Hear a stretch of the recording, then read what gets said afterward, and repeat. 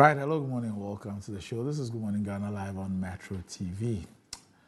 Well, it's a Wednesday, the 17th day of April 2024. Quite a very, very special day. Okay, this is the day my first son was born. So it's always a special day for me. But our gratitude will go to the Most High God for the rare privilege of being alive and, of course, the opportunity of having another conversation around the top stories making the rounds here in our dear Republic. I'll let you into our panel for the morning's conversation shortly. Let's take a look at the front page of our newspapers. Daily Graphic. 2024 Green Ghana Day launched. 10 million trees to be planted. Former Maslock boss jailed 10 years in absentia. PURC fines ECG 5.86 million Ghana cedis for service delivery breaches. Odor Basin, bridges causing floods to be removed. Ghanaian Times. Boost for reforestation. Green Ghana Day launched to plant 10 million tree seedlings nationwide. Former Maslock CEO jailed 10 years in absentia. Head of operations gets 5 years. Economic impact of Akosombo Dam spillage. Affected communities lose 1.6 billion cedis in agric livelihoods. That's the FAO's assessment. Omni Basic Bank posts historic 150 million cedis profit in 2023. Congratulations to the MD and, of course, the entire team at Omni Basic. Daily Guide. Fugitive Maslock boss officer jailed 15 years. NDC runs from Ejisu by-election. Men's Gold customers petition AG over Namwan properties. PURC fines ECG board 5.9 million cedis. My credit score gets credit bureau license. The New Crusading Guide, ensuring smooth running of educational institutions. Government releases 26 million cedis to suppliers. Why gas turbines name must change. ABBEY in Ghana stands for fraud, rent seeking and corruption. Kojo Nsafwa-Poku. DHM Construction Limited reacts to arrest warrant story. We don't know any Wela Deng. Blaze CEO supports Olo Community Borehole. Ioko clears road and highways ministry over Professor Stephen Adair's bribery allegation. Says it's unfortunate. Kingsley Usu Brobe chairs NPP UK new chapter. Now Toshiado tells religious leaders, create atmosphere for political religious tolerance. The insight. Mahama, he says the Akufo-Addo and Bawumia regime the biggest political scam in the Fourth Republic. Iran warns of stronger decisive military response against future Israeli aggression. From doomsorization to digitalization and back to doomsorization, a poet's reflection. No mining in water bodies and forest reserves under my presidency, Alan assures Western region. Missing BVDs. Election Watch Ghana writes to EC to share BVD-BVR information with political parties. Return junk food, in quote, donation to Israeli ambassador, Komok to Alaji Banda. The Informer. Kumasi Hercules strikes. Who's Kumasi Hercules? Arrest Ashanti region ECG boss. 1 million cedis bribery allegation. Ioko exonerates contractors and ministry. Describes Professor Adair's claim baseless. Cash waterfall mechanism audit. PURC cracks whip on ECG. Board members to cough up 5.868 million cedis. Ejisu by-election. NDC chickens out. Addressing increasing insecurity challenges. Ghana calls for collaborative efforts. The Inquisitor. Enlistment into police service. DCE confirms sale of protocol. Sam Jonah to launch GJ's 75th anniversary. NDC to outdoor running mate on April 24. UCC Council Chair Raffles Feathers over decision to withdraw court suit against contractor. Stop press. Chinese Iron Lady Wela Deng unveiled. The Daily Statesman. 10 million trees for planting. Yana urges support for June 7, Green Ghana Day. Court jails former Maslock CEO and manager. Na Toshi urges leaders to champion tolerance and peace. Where is Abambag been? Okay. There's a question posed by the paper. Okay. The Daily Searchlight. Stop charging us double VAT on cars. Korea Importers Association. NDC to officially outdoor running mate April 24. Sam Jonah to launch GJ's 75th anniversary. Edward Jiri Zongo Chiefs call on Ochihini, reaffirm allegiance to Ochiman. Ghana hosts Clash of the Legends Festival on Friday. PURC orders CCG to pay 446 million cedis to cash waterfall beneficiaries by end of April. The Ghanaian Publisher. Promote peace and tolerance. Natoshi charges leaders. Green Ghana Day targets 10 million trees as Jenapo demands more conservation efforts. Ex-Maslok boss jailed 10 years for causing 90 million cedis financial loss to the state. The Accra Times. Northern Brothers join hands to stop LGBTQ plus activities in Ghana. Climate crisis is worsening. Samuel Jenapo. Bagbin to grab footprints award. NDC to EC. The time for excuses is over.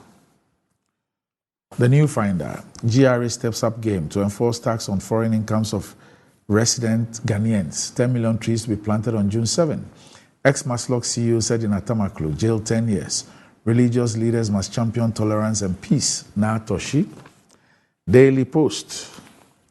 NDC to officially outdoors 2024 running mate Professor Nana Jane Opoku-Agyeman. Mahama accuses Akufo-Addo of mortgaging the future of Ghanaian youth. Show me the projects from the loans you have taken, Mahama dares Akufo-Addo.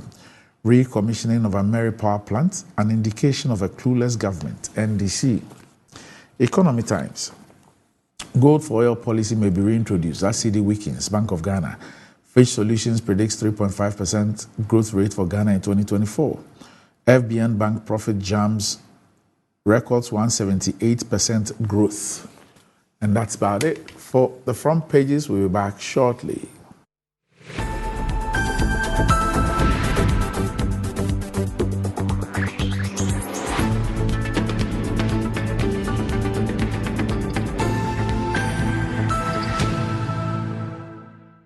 Right, welcome back to the show. If you just joined us, this is Good Morning Ghana Live on Metro TV. With me on the show this morning, I have Eric Amwa-Kuchum, who's a government spokesperson and also part of the Bawumia 2024 campaign team. Good morning. Good morning, Randy. Right.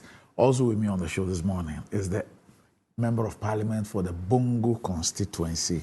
He's also a member of the Energy Committee in Parliament. Okay.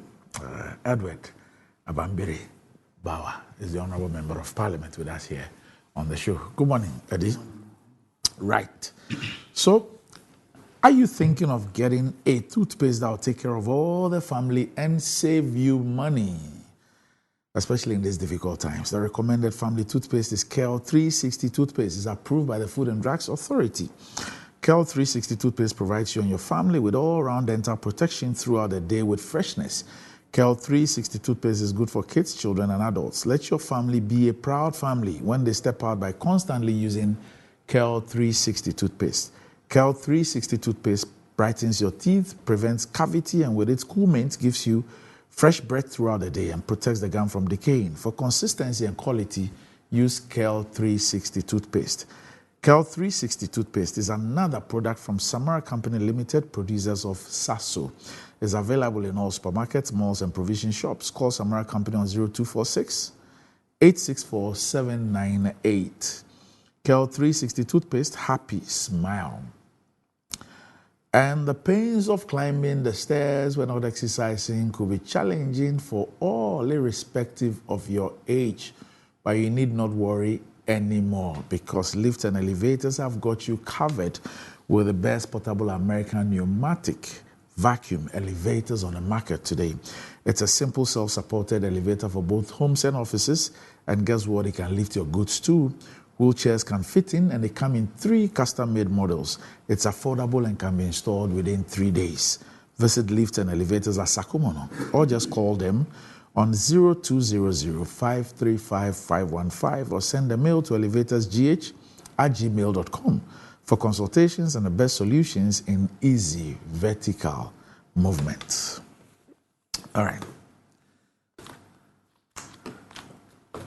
Okay, so we'll start off with a story. Edward, former Maslok CEO jailed 10 years in absentia. Head of operations gets 5 years. And Malik Suleimana reports that Accra High Court yesterday sentenced the former chief executive officer of the Microfinance and Small Loan Center, Maslok, Miss Sedina Christine Tamaklu Ationu, she's Mrs., not Miss, to 10 years in prison for stealing, procurement breaches, and causing 90 million Ghana cedis financial loss to the state. Mrs. Ationu was sentenced in absentia by Justice Efia Sewa Asare-Botwe, a Court of Appeal judge sitting with additional responsibility as a High Court judge. Mrs. Ationu is currently in the United States of America, where she had traveled to seek medical treatment in 2022. Her co-accused and head of operations at Maslock, Daniel Axim, was handed a 5-year prison term. Justice Botwe ordered the convicts to refund the monies they stole from the state. Mrs. Ationu and Mr. Axim had been facing trial for the past 5 years for conspiracy to steal, stealing, causing financial loss to the state, causing loss to public property, and improper payment of public funds. The two were also accused of unauthorized commitment resulting in financial obligations for the government, money laundering, and contravention of the Public Procurement Act, pleaded not guilty to all the charges. Okay, now,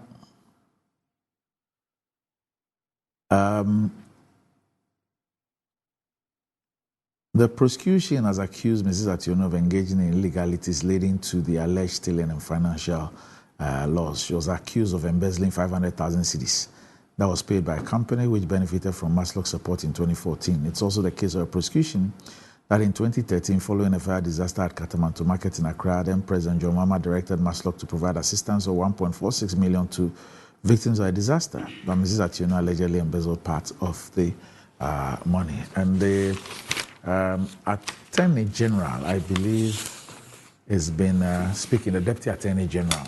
So that's Alfred Tuaibua. He's disclosed that the government is working hard to ensure that the former Maslock CEO is extradited to Ghana to serve a 10-year jail term.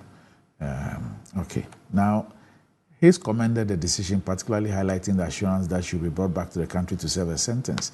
Quote, good news, but what is refreshing is that she'll be brought down to face the sentence. No problem at all. He elaborated on the implications of the judgment, emphasizing its role in expediting justice, and he reiterated Ghana's legal framework for extraditing individuals from abroad to face legal consequences domestically. Says we've started a process, but with this judgment, it's going to speed up the process. You know, in Ghana, we have various laws. You can choose to stay away, but so far as we have laws for which you can extract from other countries to Ghana, in case there's a judgment against you like this one, be rest assured that you'll be brought down to face judgment. All right, so that's it. Eddie? Thank you very much. Good morning to your viewers.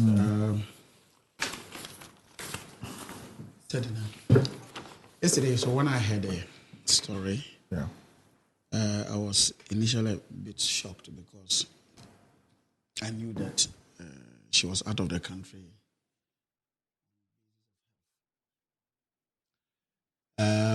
But generally, if you look at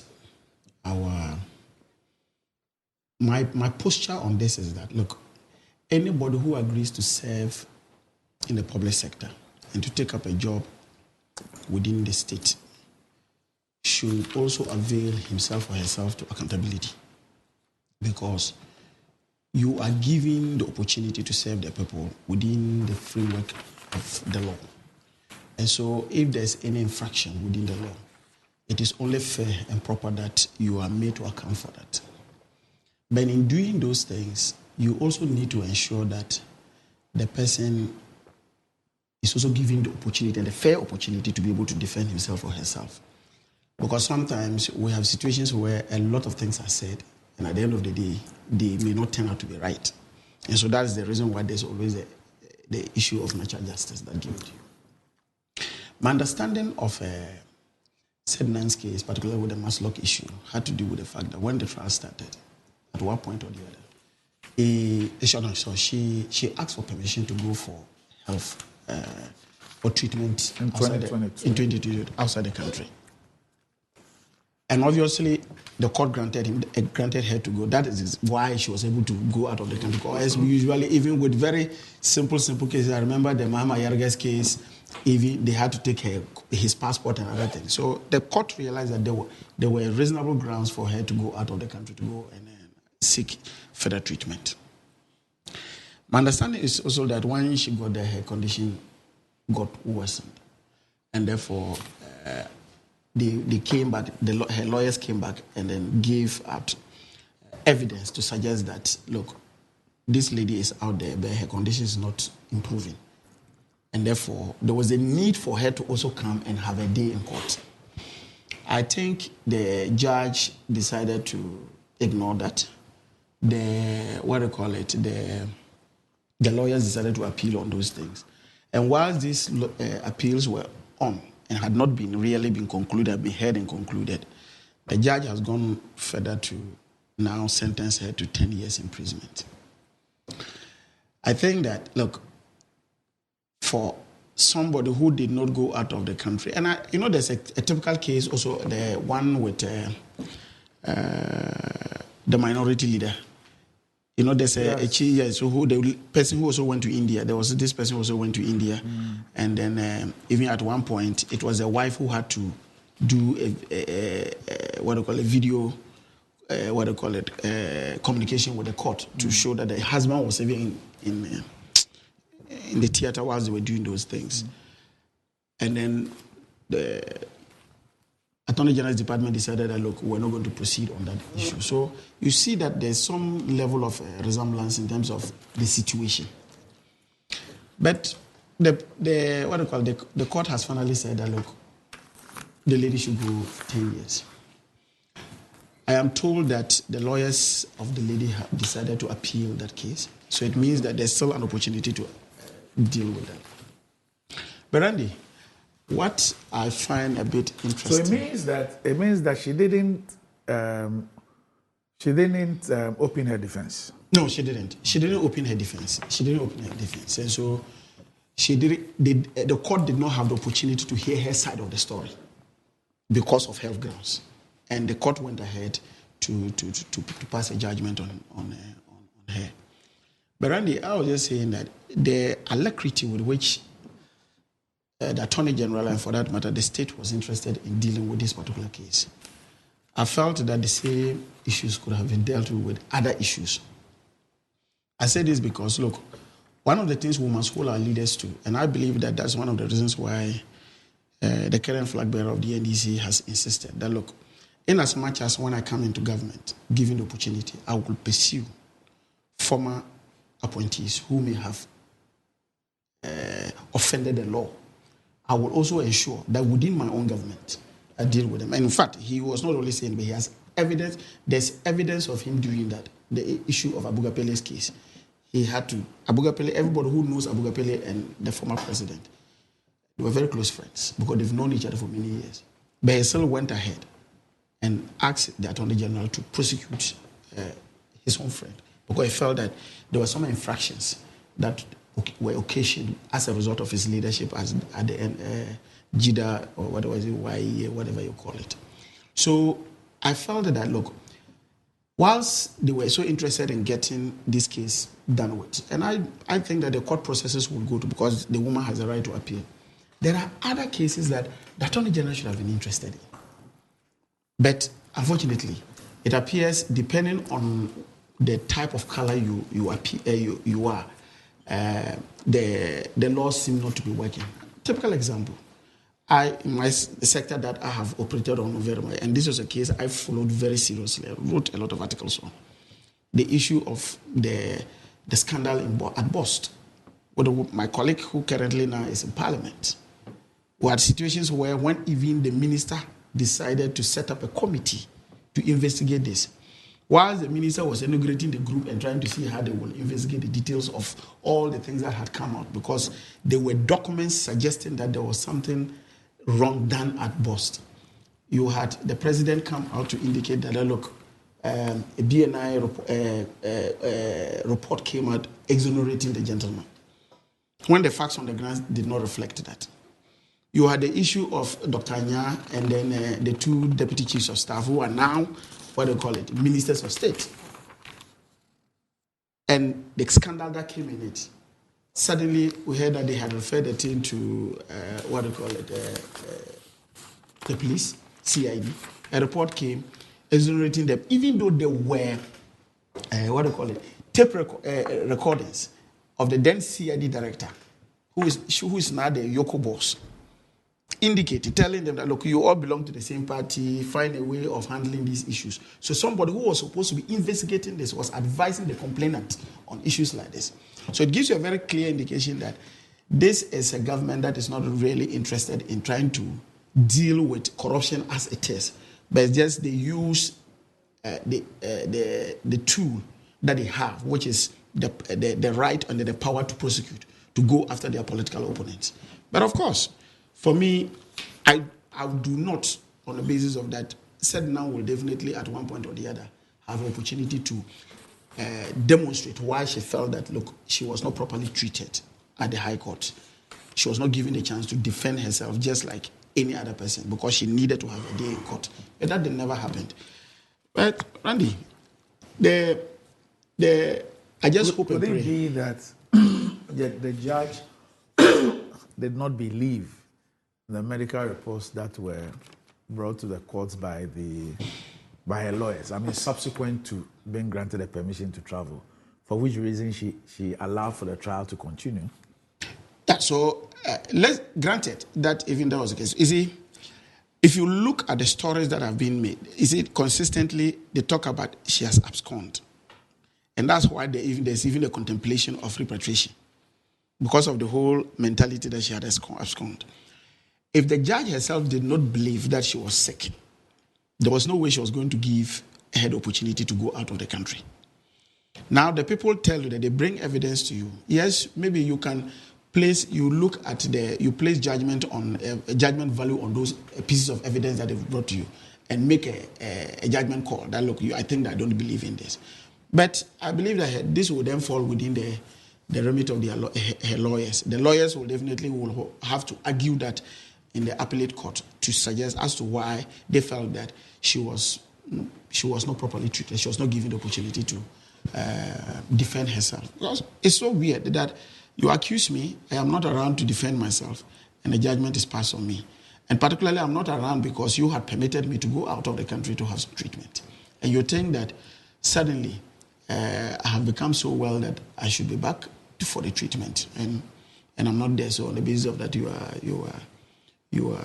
are sentencing me. But I just think that the state should still equally be interested in other issues, even more scandalous ones. Because if you look at the figures that have been mentioned here, and you compare to figures, today you have people who were involved in serious scandals like the Australian visa scandal. The people are not only did they not prosecute them, but they ended up rewarding them with appointments. You have situations like this. And so when you see that depending on the situation, the attitude of the state to exercise its right of prosecution is different, that is not good for our democracy. And for me, particularly with this issue, I have a funny feeling that it is also an opportunity to divert the attention of Ghanaians from the hardship that people are going through, not because of the fact that the factors that caused that were not things that were known. These were factors that to a very large extent were caused by even the managers of the economy, corruption and other things.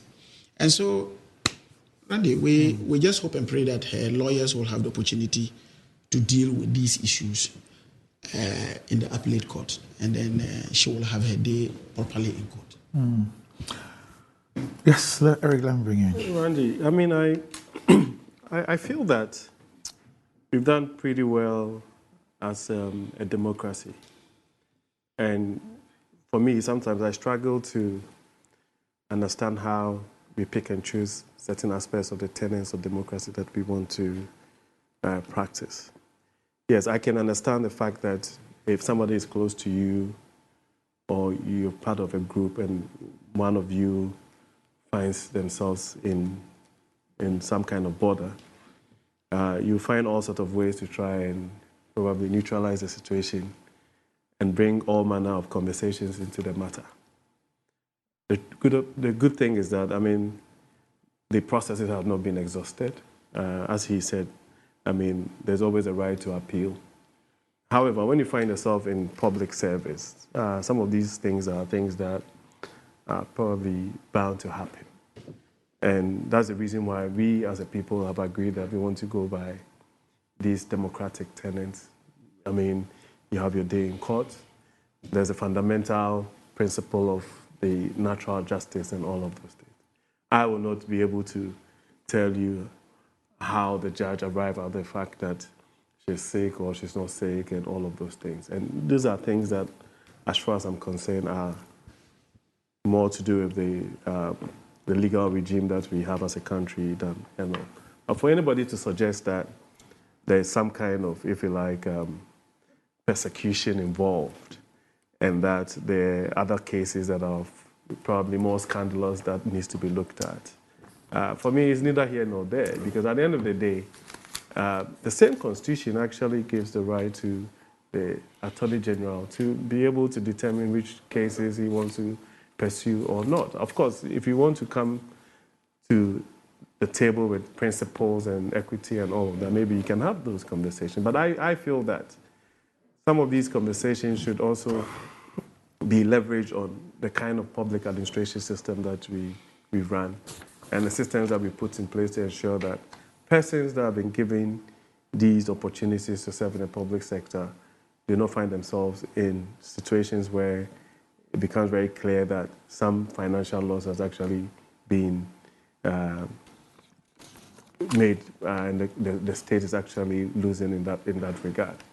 Now, I believe strongly that when you have these conversations around corruption in the public sector and what has happened in the past, I mean, I remember very well that I think it was Ghana 50 or so, the likes of Reku Bobe and Kojom Pienim and everything for almost 80 years under the NDC administration, what's his name? Asabi and his wife and all that, were taken through this process, or Seiji and all of those things. And when the process is finished, it turned out that the court actually found that they were not culpable. So there are clear evidence of these things happening within the political landscape. Of course, when something happens and people are unduly impacted or there's a clear sign of bias or persecution, I think that everybody will speak against it. So as far as I'm concerned, yes, this has happened. We have to go through the process. We allow the due process to continue so that we can, as a people, even use it as a test case. I mean, usually my perspective on these conversations is that, yes, it's good. You go through the process, she's prosecuted and all of those things, and there's a jail sentence and all of those things. Then after that, what next? You know what I'm saying? So what it means is that even within the public sector landscape, we need to find ways to ensure that issues to do with financial loss to the state, value for money conversations, procurement practices and breaches, and all of those things are things that we cannot come and sit here in another 10-year period and be talking about the same things, especially when you can use best practices. And we all know where these things happen. I've had occasions to even agree with people who have asked that we need to be able to tighten our asset declaration laws to start with. Because truly, there are some people who, for one reason or the other, probably will not even find themselves being taken to court or even going through this process. However, the assets that they had prior to entering public service probably were not even determined, and nobody knew exactly what it was. And we probably have, over the period, as a democracy, paid lip service to some of these things. So there are practical considerations that you have to put in place to ensure that these things happen. Now, our commitment to fighting corruption, the president, before he became commander-in-chief of this country, said that, listen, we needed to find a way of having a special purpose vehicle. And that's the reason why we even decided to have the office of the special prosecutor. And it cannot be the case that my good friend, Honorable here, does not know the kind of cases that the office of special prosecutor has actually undertaken. Even people within the government circles have been investigated. Some outcomes have gone, some of these processes are still in court. Right? So it's not very, if you like, fair or even clear in my mind as to how he can arrive at these conversations that there's no commitment to fight corruption.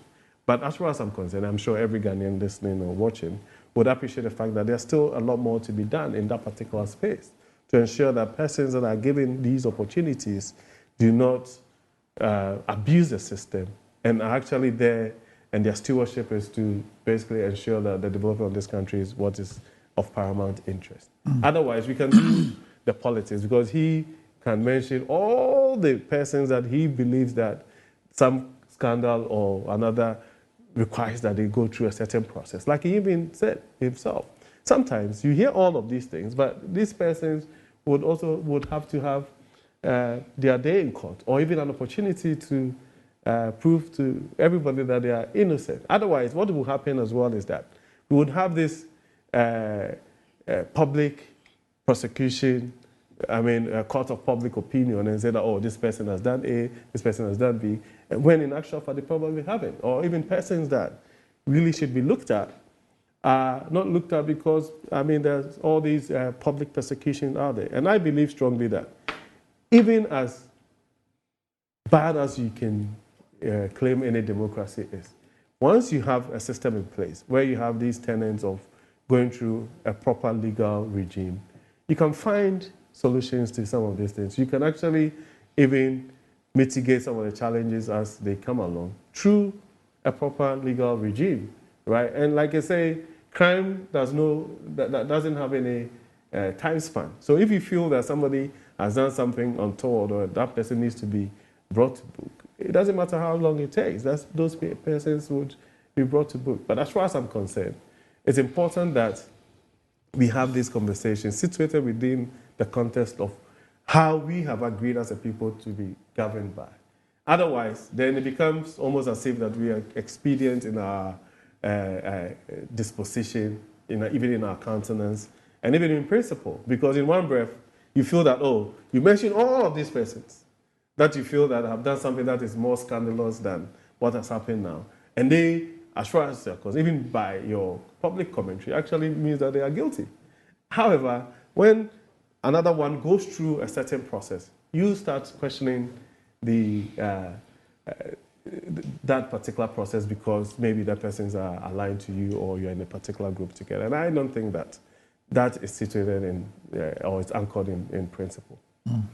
But Randy, just a quick one. You see, yes, I agree with him that the discretionary powers to prosecute falls within the Attorney General, and therefore he has the right to exercise it. But the Constitution also gives limits and boundaries as to how discretionary powers are exercised, that it shouldn't be exercised in a very capricious manner. Now, so if you have a situation where because of the fact that you have the discretion to do something, and part of it is to also ensure that you have justice being done at all times, you must make sure that the optics in itself will give confidence to people that, look, you are really making sure that everybody is equal before the law. I have just indicated very clearly that in most of these cases, look, there were reports. The example I just gave, the issue of, let's even use, you talked about the special prosecutor, the issue of Cecilia Dapa. Today, as we speak, we do not even know where this issue is because there was clear evidence of huge sums of money that were outside the banking system, that were in her house. It was only fair that the state gets to know where these monies are coming from. If I were to ask you, Eric, as to do you know the status of this case? Because after wasting the country's time for God knows how many months, the special prosecutor says that on the basis of this thing looks like money laundering and other thing, it doesn't fall within my remit, and therefore Yoko should take over. Since then, have you heard anything? Nothing. And so I'm just trying to make the point that you must be seen to be look, the quest by Ghanaians that the state must be seen to be fighting corruption is something that is a call that everybody should embrace. I have nothing wrong with the fact that the Attorney General took the decision to prosecute Sednam and her colleagues. My point I'm just making is that even in that you should be seen to be this eager for all other corruption cases. The issue of the visa scandal, beyond just the fact that these were persons who were brought back from Australia, there was a report, there was a report that really indicted the gentleman. What happened? That was pushed under the bed. And I'm saying that beyond just that, the person was rewarded. That's the optics I'm talking about. You have a situation where you have the two former deputy chiefs of staff who are now ministers of state, who are members of cabinet. That when now the Yoko boss, who was also appointed by the then was the director for CID, is heard on tape advising the person who was actually pursuing this issue that, look, you all belong to the same party, and so bringing this case here, you can solve this thing within yourselves. Then you have situations like this. And Ghanaians are saying, look, and Ghanaians are not, they're not stupid. They know that, look, there is a cherry-picking activity that is being done by, particularly with the Attorney General, and for that matter, this government. And almost every corruption case that has come, anytime there's a system put in place to ensure that these people are really taken through the due process, you have the presidency truncating that with a statement or by saying that we have investigated. What investigative powers does the president have? That is why the state in its own wisdom felt that beyond just the fact that you have the executive powers, that certain powers should be assigned to state institutions to be able to, because they have the capacity, they have the people to be able to investigate this. Anytime those processes have been done, it is always truncated. So, Eric, I agree with you. For me, I am not to a very large extent, because these people have not actually been put through the due process to know whether they are guilty or not. But we have a situation where the chief executive of the country, the president of the country, truncates these processes. Meanwhile, when it comes to another set of group of people, you see the eagerness and the willingness to go to court. And even when there are situations, you see, look, my brother, I am just making this point to you that, look, when you say that, look, these people, there is no statute of limitation when it comes to crime. So on the basis of that, these people, at one day, assuming that they had actually committed crimes against the state, they will definitely pay for it. We should be targeting situations where governments can, they themselves, in as much as they can prosecute former appointees, can look within themselves and say, look, I have appointee A, B, and C who are not operating within the confines of the law, and therefore they should be subjected to prosecution, and let them be given the opportunity to defend themselves. And that's why I gave you an example of ABBEY Pele. ABBEY Pele, anybody who knows ABBEY Pele, he was in parliament with the former president. They have him close from the north. But by virtue of the fact that he had committed, in his estimation, committed some infractions, what he needed to do was he subjected the man to the process, and he was eventually jailed. So this is what we want to see, so that people can have confidence that the people we appoint into office are determined to protect the public space. They are determined to make the playing field level for everybody. Yesterday, just look at yesterday. For a very serious government, yesterday when the nurses were demonstrating, this is something everybody knows. And Randy, as me, as a member of parliament, I've had situations where my constituents have come to me asking me for money because they have been asked to pay money to be employed into the public sector. Yesterday, the nurses were indicating that some of them had paid as much as 10,000 Ghana cedis. I know for a fact there are individuals who go paying 20,000 Ghana cedis just to go into the security services. In a situation where the constitution says that people should be given the fair opportunity to be hired, why is government not interested in investigating these things? Why is government not interested in investigating all this? Look at government. There was a whole story about how people were paying to be hired into the local government service. Nobody say anything about this. And you are telling me that this is a government who is ready to fight corruption, and on the basis of that, it says that, look, this person has... Yes, they have, assuming that those issues that they had raised, as I said now, are true. For me, that is not right. If assuming that they are true, that is not right. But the person must be given the opportunity to defend herself.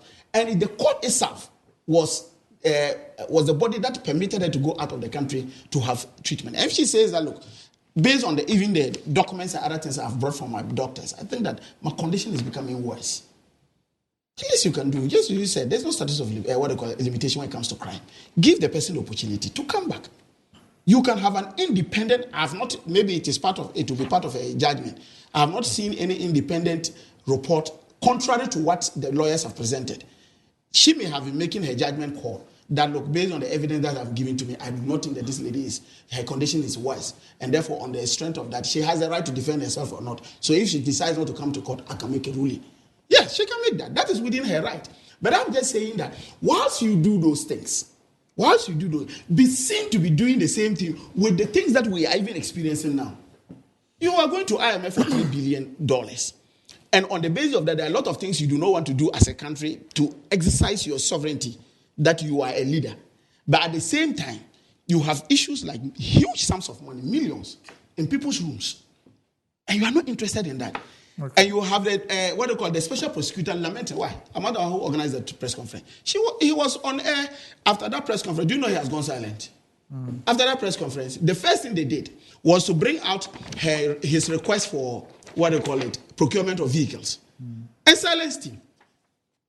Since then, have you heard anything? The last time I heard about him was when the issue of the scholarship secretariat issue came in. He said that, they were also working with the scholarship. If you were working with the scholarship secretariat, why didn't you bring it out? You waited for a journalist to bring these things out. All right. Maybe we need to move on. You, Edward, I've just seen a story here. Akufo-Addo's government renaming of ABBEY plant a fraudulent move. Minority. And I think you were speaking on behalf of the caucus. Yeah. Okay. And you're saying that you will investigate the $38 million cost of relocating the power plant to Kumasi if you win the 2024 polls. And the VRA in a recent Facebook post announced the commission of a Kumasi one term. Is it today? So the commission, is it today? That's the technical commissioning. Today? Yeah. Okay. Okay, now, you said that although the relocation cost was initially estimated at $24 million, the figure increased to $38 million. And you described the recommissioning as a fraudulent move by the government, intimating that opposition is trying to expose it. Quote, you may say, nomenclature, what is the significance of nomenclature to us? You can say that. There is a political connotation to it. Ashanti region has been one area that constantly have said they have not done anything for them. They are projecting this animal called ABBEY, which they themselves condemned. They are now sending it to Kumasi, called Kumasi One Thermal Power Plant, and it will look new in the eyes of the people. That is fraud, and that is the part that we're trying to expose. Yeah, so, Randy, you know that ABBEY has been, or the ABBEY project has Meanwhile, been... I saw something. Let me just, on the front page of a new crusading guide, it's a story attributed to Kojo Nsafo-Apoku, who's the chair of the Energy Committee of the Dr. Bawumia Manifesto Committee. It says, why gas turbines name must change. ABBEY in Ghana stands for fraud, rent-seeking, and corruption. And he says that this is one reason that the name must change, because the name ABBEY, in his view, represents fraud, rent-seeking, and corruption. Okay. So thank you very much, Randy. You see, and this part that you just read, I just laughed because I recall when the renegotiated ABBEY deal came to Parliament. Mm-hmm. Then Kojo Poko was then with the civil society. Mm-hmm. I worked with him closely to oppose the renegotiation. Okay. So today, because he is now the chairman of the subcommittee on energy for Bawumia, his language has changed. That being said, look, Randy, the ABBEY project itself, and I have had occasion to write about 2 or 3 articles on it, has been a project that was misunderstood by Ghanaians, and particularly there were certain people who deliberately decided to present the facts in a way that made it look so terrible. The ABBEY deal came during the challenges that we had within the sector in terms of power. Now, if you look at the various arrangements that are made in procuring independent power producers to come into the country, you could have an emergency power plant. So that one is just for a specific period, just to resolve an issue, and then the plant goes back. You could have a normal PPA, a private sector plant that comes, and therefore they always have a tenure of about 15 or 20 years, depending on the lifespan of what they call it, the plant. You could have a BOT, that's you build, you operate, you own, you operate, and you transfer. Usually that one is a short-term plan. That says that, look, I do not have the money to do it, but meanwhile, I want to have this plan to myself. Come and build it, operate it, and when you recover, when you recover your cost, and then with a reasonable margin of a reasonable margin in terms of profits, then you will pack out and I take up the plant, and it becomes my property. So the ABBEY fell within that particular sector. People said it was expensive, and just as Kojopoku said, it involved rent seeking and what have you. On the basis of that, the president then, President John Mahama, decided to hire the services of PricewaterhouseCoopers to do an audit on the ABBEY deal. So it was not like when people started talking about it, he just said, oh no, we are convinced about our figures and therefore that was it. He decided to have an independent auditor to look at this. And Randy, maybe later on I'll share the report with you. I think I have the report now, so I'll share the report with you. It's interesting reading. They compared ABBEY with a number of factors. First, they looked at the composite generation tariff. So if you say it's expensive, so I'll look at the tariff, because usually is the various tariffs within the agreement that will let them know whether the plant is expensive or it's not expensive. So they looked at the composite generation tariff. ABBEY's composite generation tariff was 14.59 kilowatt hour. They compared it to existing PPAs, 9 existing PPAs, and took an average of that. The average of the 9 existing PPAs was 14.9 kilowatt hours. So if you took ABBEY and you compared it to 9 other PPAs that we had in the country as a result of independent power producers, ABBEY was still cheaper. Then they looked at the capacity tariff, and in the terms of the capacity tariff, it was the lowest, 5.5. 5.5 per kilowatt hour. That was what it was, the lowest. Then when it came to installed cost per kilowatt, so the kilowatt is supposed to be, say, 100. It's going to cost us $200 million to put up the 100 edition. So you do a per capita and know the unit per kilowatt hour. And you see, that was the part that was interesting. When they did that, among 9, IPPs, they were the lowest. And you know why? This was the issue. You know that ABBEY was just for 5 years, but they have the right to recover their investment. So capital recovery, they need to be able to do that. Usually for an ordinary plant, it is for 20 years. So their capital recovery is longer. So to be able to do the comparison, if you just take ABBEY for 5 years and you take, say a typical plant like Asogli for 20 years, that will not be proper, calculation, because there's a front load of the capital recovery over that. So what you normally would do, you will levelize the period. So instead of the 5 years that ABBEY was supposed to recover its cost, you will levelize it to 20 years so that you can compare like to like. When they did that, ABBEY was the cheapest. ABBEY was the cheapest. Meanwhile, you had situations where people went and bastardized this. Fast forward, we come back, NDC loses. And as part of the campaign, the MPP had indicated that when they come, they were going to, investigate this particular plan, this deal. They come in, they start the negotiations, they start hitting wall. And we're monitoring the situation, because then I had just gone into parliament. And so we're monitoring the situation as to the negotiation. They realized that there was nothing wrong with it. Then quickly, from nowhere, they said, look, there was going to be, the first attempt was the Katie Hammond issue that was saying that there was a fraudulent representation of the facts. And so on the basis of that, there should be a motion for rescission so that they will take that out. That didn't work. Then they came with the renegotiation of the deal. I recall this very well, because the day they brought the document was the same day Emisata was going to be buried. So we're at the conference center. When we heard that they were holding the meeting, I remember I virtually had to run from that place to the meeting to say, why are you smuggling to take this meeting because they knew that most of the NDC MPs would be at the funeral grounds. So I had to run to go there to go and deal with it.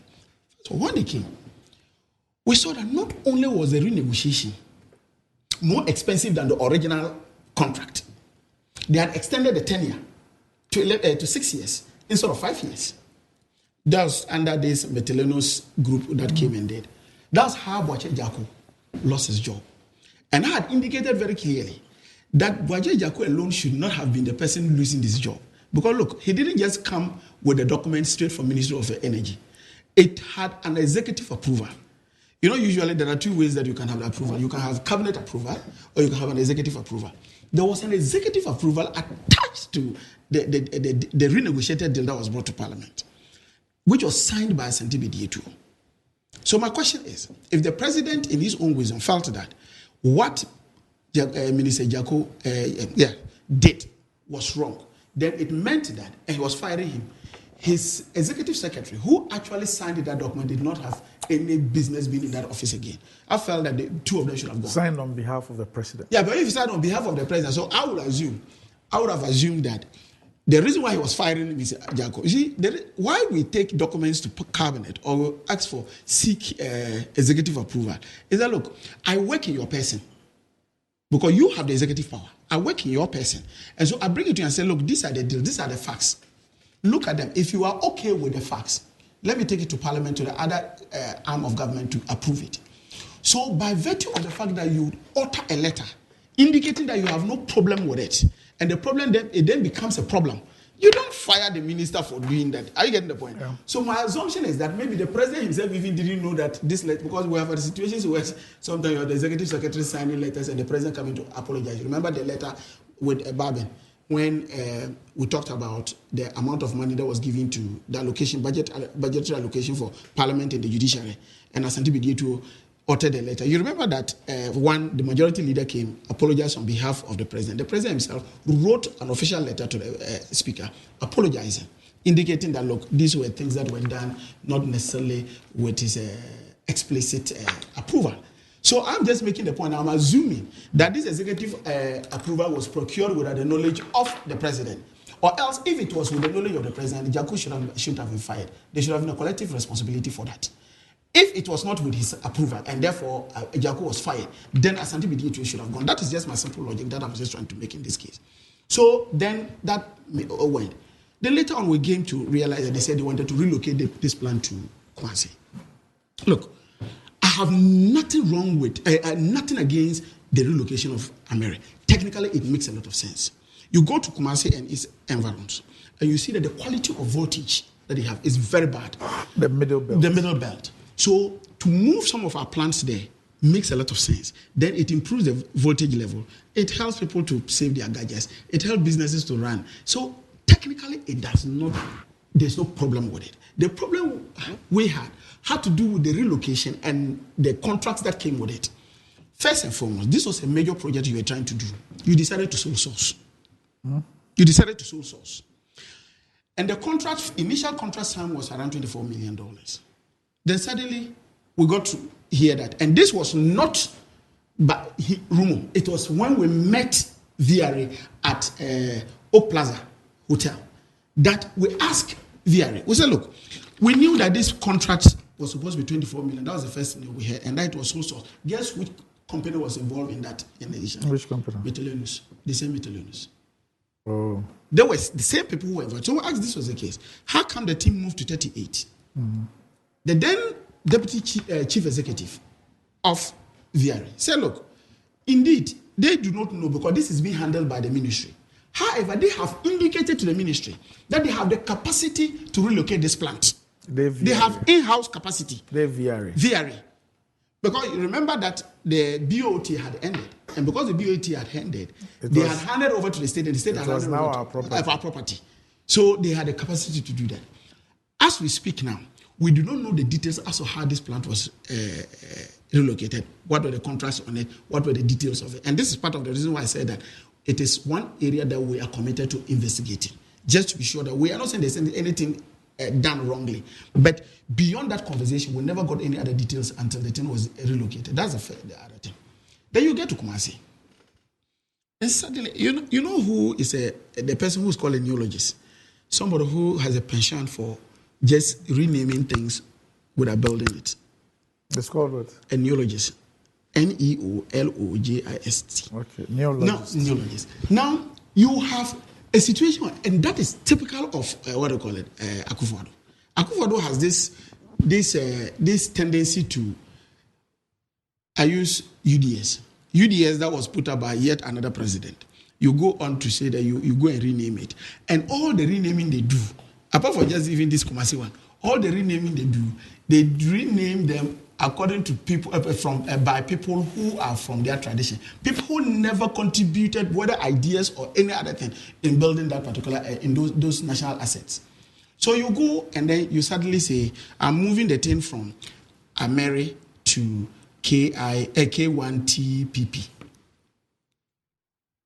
Then you have Kojo say that the name Ameri represents rent seeking, represents corruption, and you speak this way without evidence.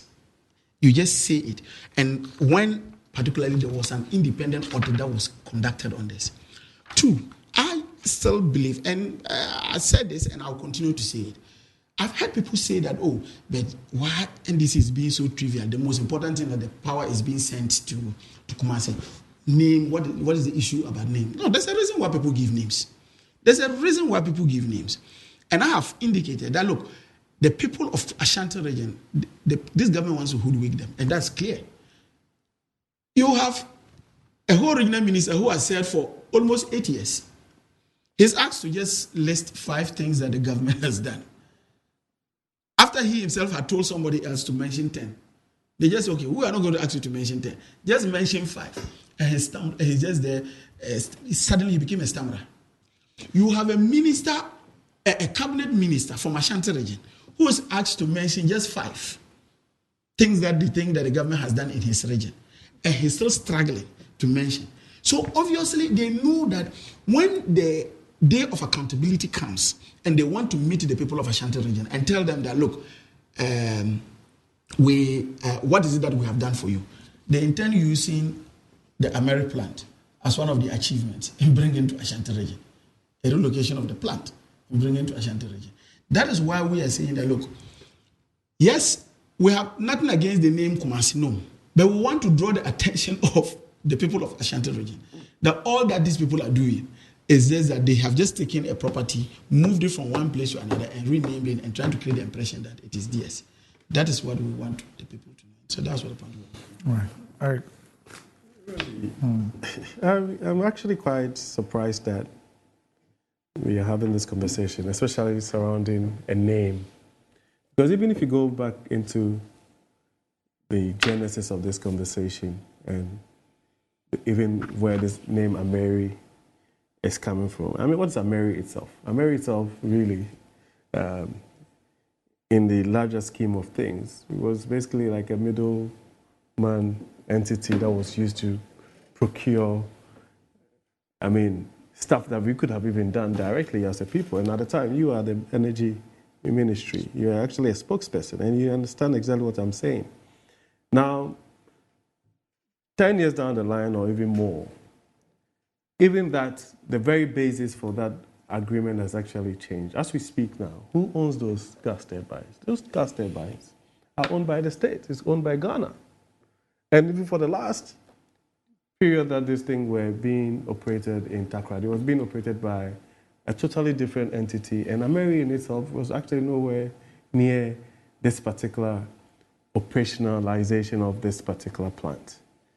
And then it becomes very necessary that with the increase in population and in terms of how densely populated the middle belt is, we need to be able to find a way of democratizing how we distribute our energy and decide that we need to relocate this particular plant into the region so that it will serve the purpose of supporting the people within that middle belt. I mean, honestly speaking, sometimes I struggle to understand the rationale behind some of the conversations that we have. I mean, for me, maybe we could have even used this platform to have a more comprehensive discussion on what is the way forward for us as a people when it comes to our energy needs going into the future.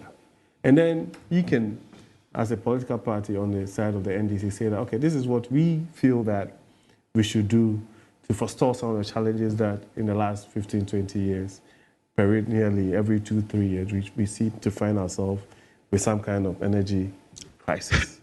Then the people who will be watching us, who will be listening to us, will think that, well, as two main political parties, we are being progressive. We're elevating the discourse, because as far as people are concerned, it doesn't matter what the name is Ameri, KT, this, that. As far as the ordinary folk is concerned. They want their lights on. And so then that would dovetail into what we as a political party, what even the MPP flag bearer is proposing to be his vision for the energy sector. And this is a guy who says that, yes, I mean, with all the challenges that we face with the gas, the hydro, and all of those things, he believes that in the next chapter of this country, let's focus on solar and wind going into the renewable energy conversation.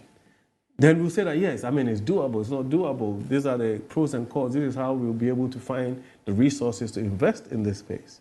And this is how it's going to support our conversation around the environment and making sure that when it comes to the whole conversation about the natural gas and all of these things that we all know that actually impact the environment negatively. Then even young people who will be listening to us, who are actually probably going to vote for the very first time, or who are even conscious about energy and the environment and how it would impact their futures, will think that we are doing something important as two major political parties. Otherwise, to be honest with you, if there are any challenges with either the procurement that was involved and the processes that it took into arriving at who should do that and all that, as a member of parliament and as a member of even the energy committee, I'm sure that you can find ways of actually making sure that whoever is responsible for this is actually brought to parliament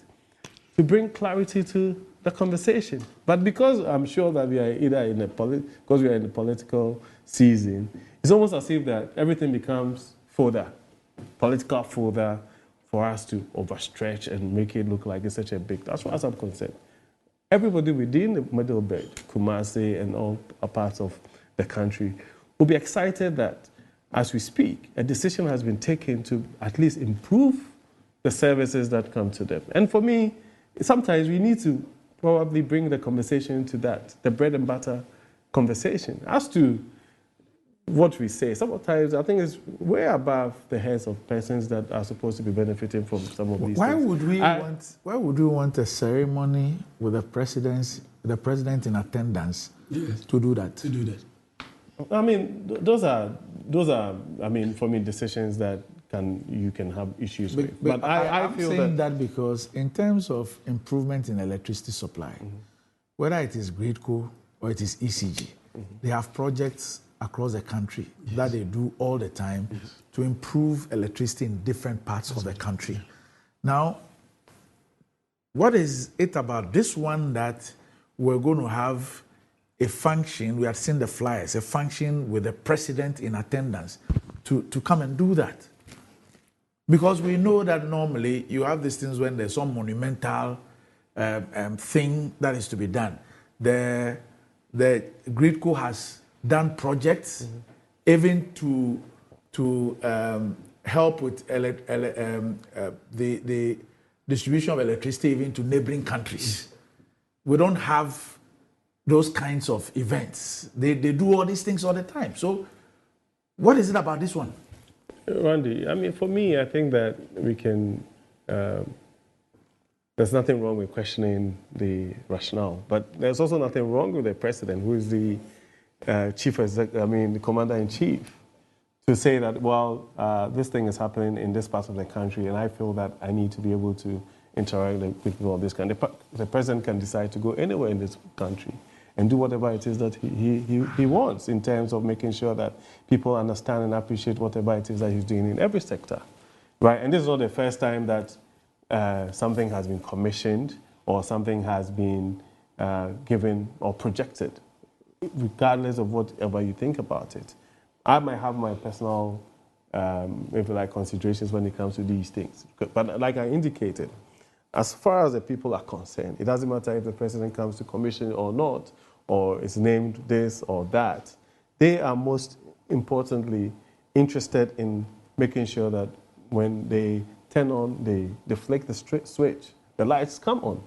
We can have this conversation about really is it necessary to give it no, I asked that question because I get the impression that there is a certain pretense about a political value, especially in an election year, with something like this. Because one, if you own plants, you own the plants, there was a BOT. You even forget about whatever anybody said about it. You own a plant. The BOT said that after 5 years, it becomes yours. It's become yours. You own it. You have 10 units of it. Each one is 25 megawatts. You decide that to improve electricity supply in the Middle Belt, because we have a growing consumption, I will take 6 out of these 10 and then go locate them somewhere else to improve electricity supply. That would be something routine to be done. So why would we want to have this fanfare with even a naming of it? It suggests that there is some value in renaming it, in making it a big issue, in having the president commission it. There must be some value. Otherwise, I have signed a contract. It's a BOT. The 5 years has lapsed. I own it. I've owned it. In fact, we've owned it from 20 what? I think that would have been 2019. Yes. So we've owned the thing for about 5 years. Since it was signed, we've owned it for about 5 years. They are there, 10 of them. We decide that we are going to pick 6 out of the 10 to go and fix in Ashanti region to improve electricity supply. That should be routine. That should be routine. No, but Randy, I think that you have every right to those views. But all I'm saying is that even when it comes to this whole conversation around what is called, in reality, I don't think that apart from those of us here and a few people who are interested in the energy space, right? Anybody's really interested in what is called. You understand what I'm saying? Of course, for purposes of people in the sector and policy makers and all of those things, they would be interested to know where or the origins of some of these things and where this is situated and all of that. But in the final analysis, the reality is that it's a utility. It is a utility that people really don't feel that they have any need to be so concerned about. As far as they're concerned, like I've indicated severally, they want their lights on. When you sort of try to say that there's some kind of political leverage or some kind of mileage that would come out of it, yes, I'm sure that you can always nitpick and do these things. But as far as I'm concerned, that's also the reason why the NDC are probably a bit jittery about it. You understand? So it's almost as if that we are all, if I'm being very honest, and I like to be objective on this conversation, because apart from that, really, I don't really see the big deal in this conversation. A lot of people, even in Kumasi today, probably will not even notice that. This thing is being done. Maybe the only thing that would be important to them is that they might now notice that there's an improved improvement in the basis in energy. of the press conferences and the discussion and all that. Now they know. Oh yeah, so that's what I'm saying. That it's almost everybody trying to sort of derive some kind of political capital from this. But as far as I'm concerned, in the larger scheme of things, we can all agree that yes, it's a right thing to do. Like you indicated, once you look at even the last population census that was done in terms of the population density and all of those things, it makes sense that you find a way of democratizing these resources. For security purposes. Yeah, that's what I'm saying. It makes sense.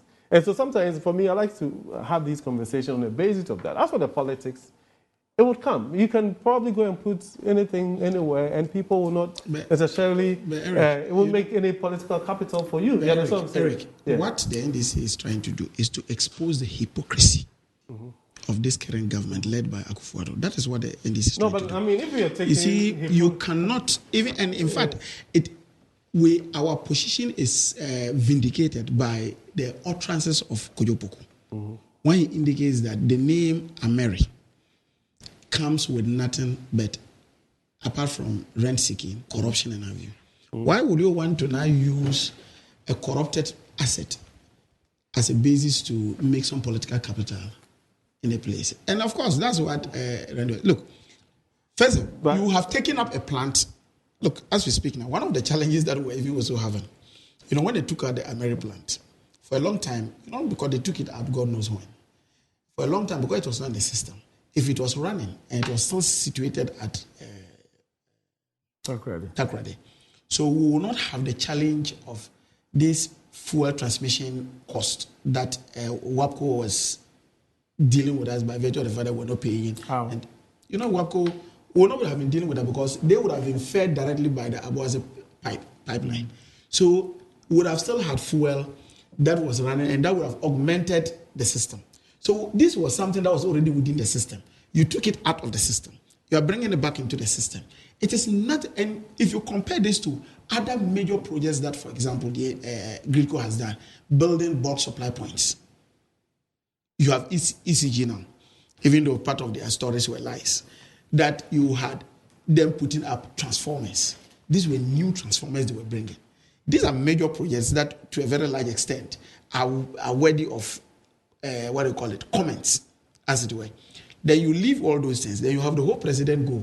If you think that there was no political value to this, and it was just a whole idea of just mere and other people, they wanted to improve in people's lives and other things. Then you have the whole president in a situation where, as we speak, the economic crisis and what have you, moving all the way to Kumasi to go and have such, and that's also an additional cost. Look, anytime the president moves, money is spent. But that's why I have a problem. You see, you're talking about hypocrisy here. Yeah. Right, and that's why I have a problem with some of these conversations, because I'm not sure you are saying that the president, all of a sudden, by virtue of some challenges or whatever, does not have the right to go to any part of this country I'm not saying and that. even inspect. I mean, we have a president, even when it's not... He's not going to inspect. No, what I'm saying that, even if it's not commissioning anything, has a right to even go and inspect any ongoing project or visit any part of the country. If he finds himself in that part of the country and he feels that it's important that these issues are highlighted or these particular projects are highlighted, he will do that. You don't want to be associated with a project when you use words like you're trying to expose the hypocrisy of the NPP, then I would have issues with that, because I mean, when it comes to hypocrisy, I mean, I don't think that we should be taking lessons from you. There's a plethora of, you are the people, you guys are the ones, when President Kufuor found oil, I mean, we found oil in commercial quantities, took Ajungo, you know what Ajungo is? Good. Right, to Parliament and said that, oh, it's a lie. It's a lie, and that it's not possible. We haven't found anything. And you gladly, right, took and appropriated the benefits of an oil sector that was found in commercial quantities, and you were even working in that domain. How can you work in a domain that was Ajungo? You understand what I'm saying? The NHS. For example, when the NHS were being passed in Parliament, your people actually poo-pooed the idea. Yes, and we did. And that is why we came and changed it. Listen, because it was a mutual insurance. That's why we changed it. Can I finish? Yeah. So when it comes to these conversations, sometimes when we have these political discussions, you can bandy words around. But once you're bandying these words around, you have to look within. And I like the fact that, yes, if there's something wrong, something untoward has happened, and there's something that is way off the realms of decency, of course, let's question it, let's point it out. But honestly, the president decides to go and even go to a book launch or a reading club for kindergarten kids and all that. I see absolutely nothing wrong with that, because his job entails making sure that every facet of our society, people would feel him and see him, and there's an impact there. There's nothing wrong with Eric, that. I'm surprised but that... once you go Eric, I'm and you surprised start using words like hypocrisy and all of that, Eric, that's why I'm saying that. Eric, I'm surprised that. In all my submission, the only part you took was the issue of naming. I talk about sole sourcing of a contract and a change of value of these things. You do not see...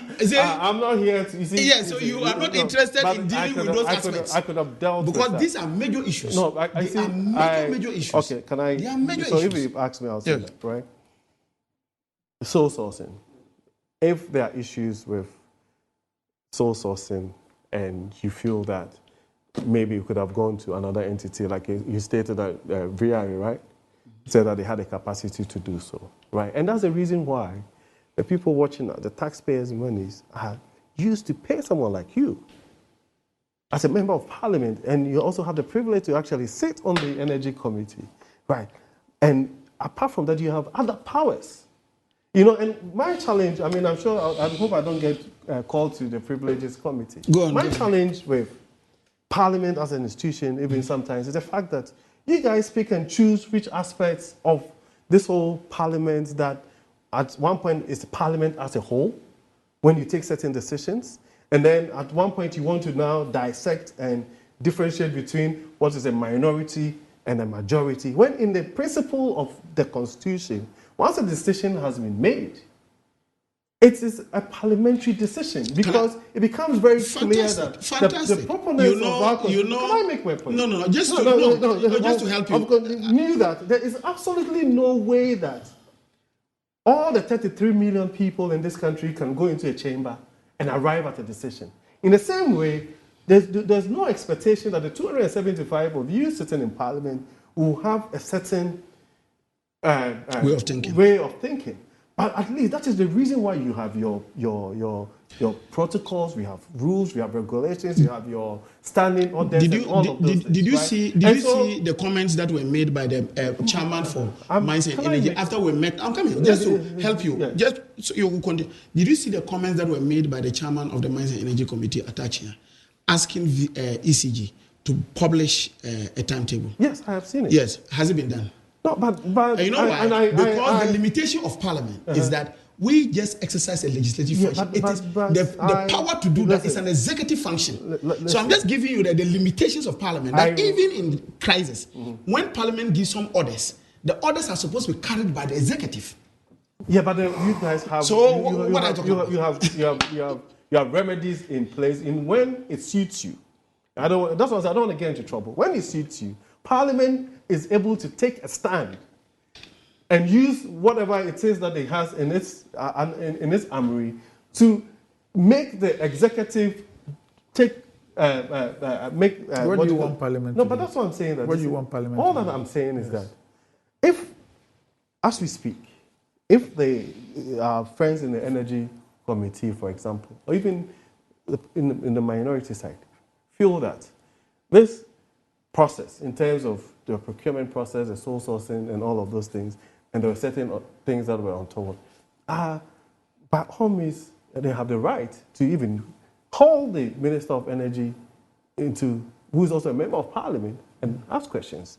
The CEOs. We did that with VRA. And all of those. We did that with VRA. And asked those questions. And I gave you the venue. But I have a problem. We did that with VRA. I have a problem. When people who are engaged in political comms and public speaking for political entities and governments take the narrative that you take. Okay. Because in that case, then any party that has representation in Parliament must not speak in public. No. They must use the parliamentary process Randy, to seek all the answers they want and to find all the solutions they want and to ask all the questions they want. In that case, we should not even be entertaining any entity that has a representation in Parliament in the public space. No, Randy, that's not what I'm saying. Yes. All I'm saying is that's why I said it in twofold. You know what I'm saying? So, for example, you can state your position on a matter. Parliament is on recess. No, as we speak, Parliament is on recess. I understand. How does it go and ask a question when Parliament is on recess? But the point is, this process didn't start when Parliament went to recess. The issue of the naming and the 30-something million is on recess. No, but I'm saying that. But we knew about the relocation of the plan for MAPS. Oh, no, but it's not the relocation. They have not taken issue with the relocation. All right. They haven't. Fine. They haven't taken issue with it. Anyway, we'll be back shortly.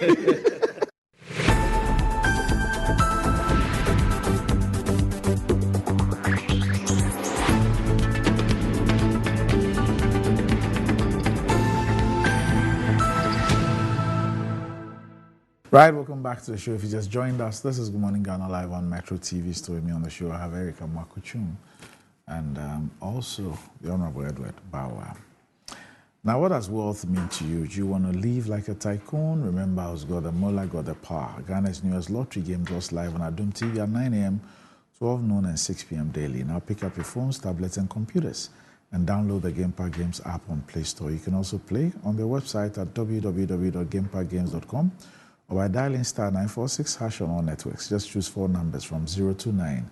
It's easy to play and easy to win. Charlie could play this game and make some moolah. Nobody beats our odds in Ghana. Gamepad Games, more moolah, more power. This game is regulated by a National Lottery Authority and is not for persons under 18. Play responsibly. Ayesoku, that Kosombo dam be big, but Betway's cash out be bigger. Betway is giving you more control of every thrilling bet you place. Enjoy the biggest and most reliable cash out in Ghana on Betway without any hassle. Sign up today at betway.com.gh. Terms and conditions apply. Not for persons under 18. This is regulated by the Gaming Commission of Ghana. Betway, get way more. And Blue Jeans energy drink has been on the Ghanaian market for over 20 years. We already know what it does for the body. It contains vitamins and nutrients like vitamin B2, B3, B6, B12, as well as taurine and guarana, which are known to boost your strength and energy as well as promote high performance and endurance. Blue Jeans energy drink has been tested and tried. It's indeed the best. Blue Jeans energy drink is for bold and active men and women. So go on, grab a cold can, and power your day. It's in shops nationwide. For bulk purchases, contact Budget Cash and Carry Limited on 0208 128190 or 055 001 0000. All right, so Eric, let's talk about the ECG and, of course, all the issues. So it's now public knowledge that the PURC gave an order somewhere in March. I think it was the 18th of March. And it was in respect to 3 broad items. So tariff revenue allocation under the cash waterfall mechanism, provision of regulatory audit data, and submission of information related to operational matters, and also the provision of other regulatory audit data. Now, there were deadlines. The last one was on the 2nd day of April 2024. Now, on the 15th of April 2024, the PURC then issued the order in respect of these directives, and it details everything. I mean, what was complied, what was not complied with, and then it made some findings, and the findings, broadly speaking, indicates that there's been a flagrant abuse of the cash waterfall mechanism. And I find something interesting, that apparently from August of last year, the ECG has not complied. And then when they got this order on the 18th of March, they made sure that they paid that of March. But from August till February, they had not paid. And we're told that is in excess of 400 million cedis. Then also the issue of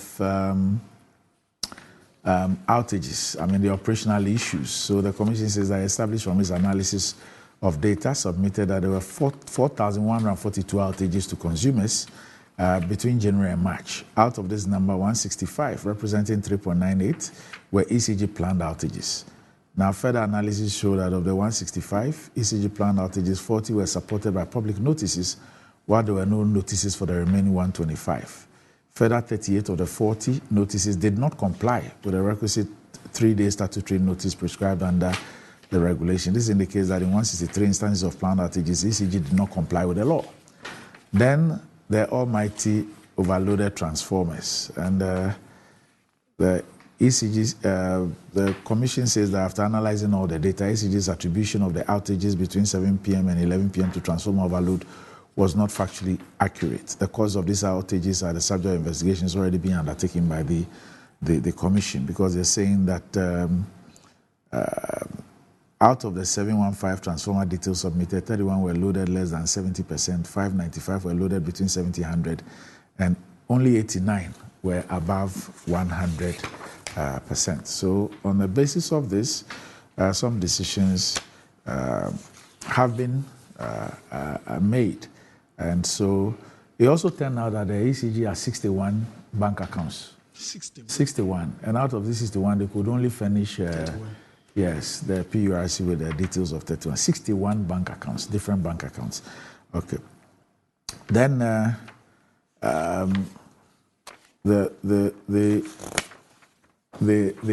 board of ECG has been fine. The PURC says that if the fine is on the organization, well, it will translate into higher tariffs. You use the organization's money to pay. So it believes that the directors who also have duties and responsibilities should be held personally liable for this. And it is also relying on Section 32 of Act 538 to pursue that. What do you make of this?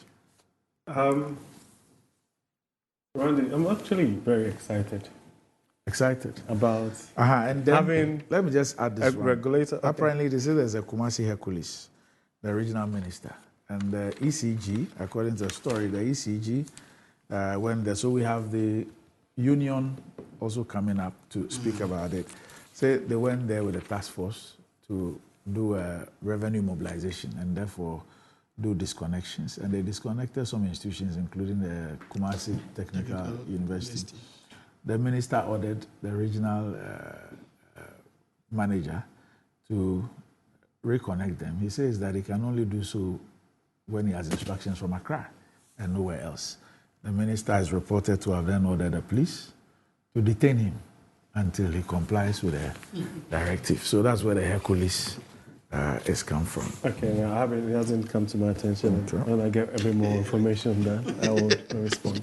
But you know, Randy, I like the fact that we have a regulator that is making sure that persons that have been given positions of authority are seen to be complying to the very regulations that are supposed to govern that particular sector.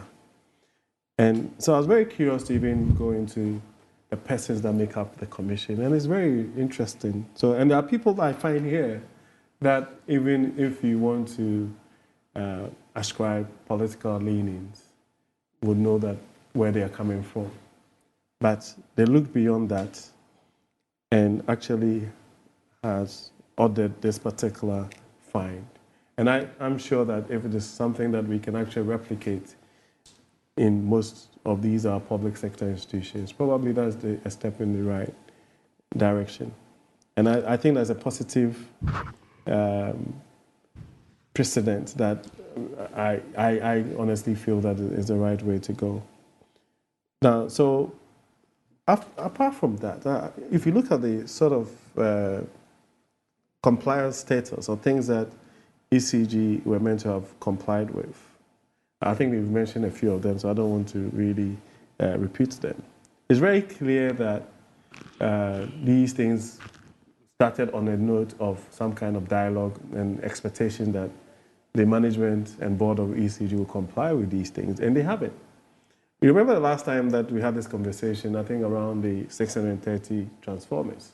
And I made the claim that if, well and truly, that's supposed to be the challenge that we are facing, and they feel that over a period of 2-3 weeks, they'll be able to re-engineer this thing so that we'll not have these challenges. I mean, 2-3 weeks is not a very long time.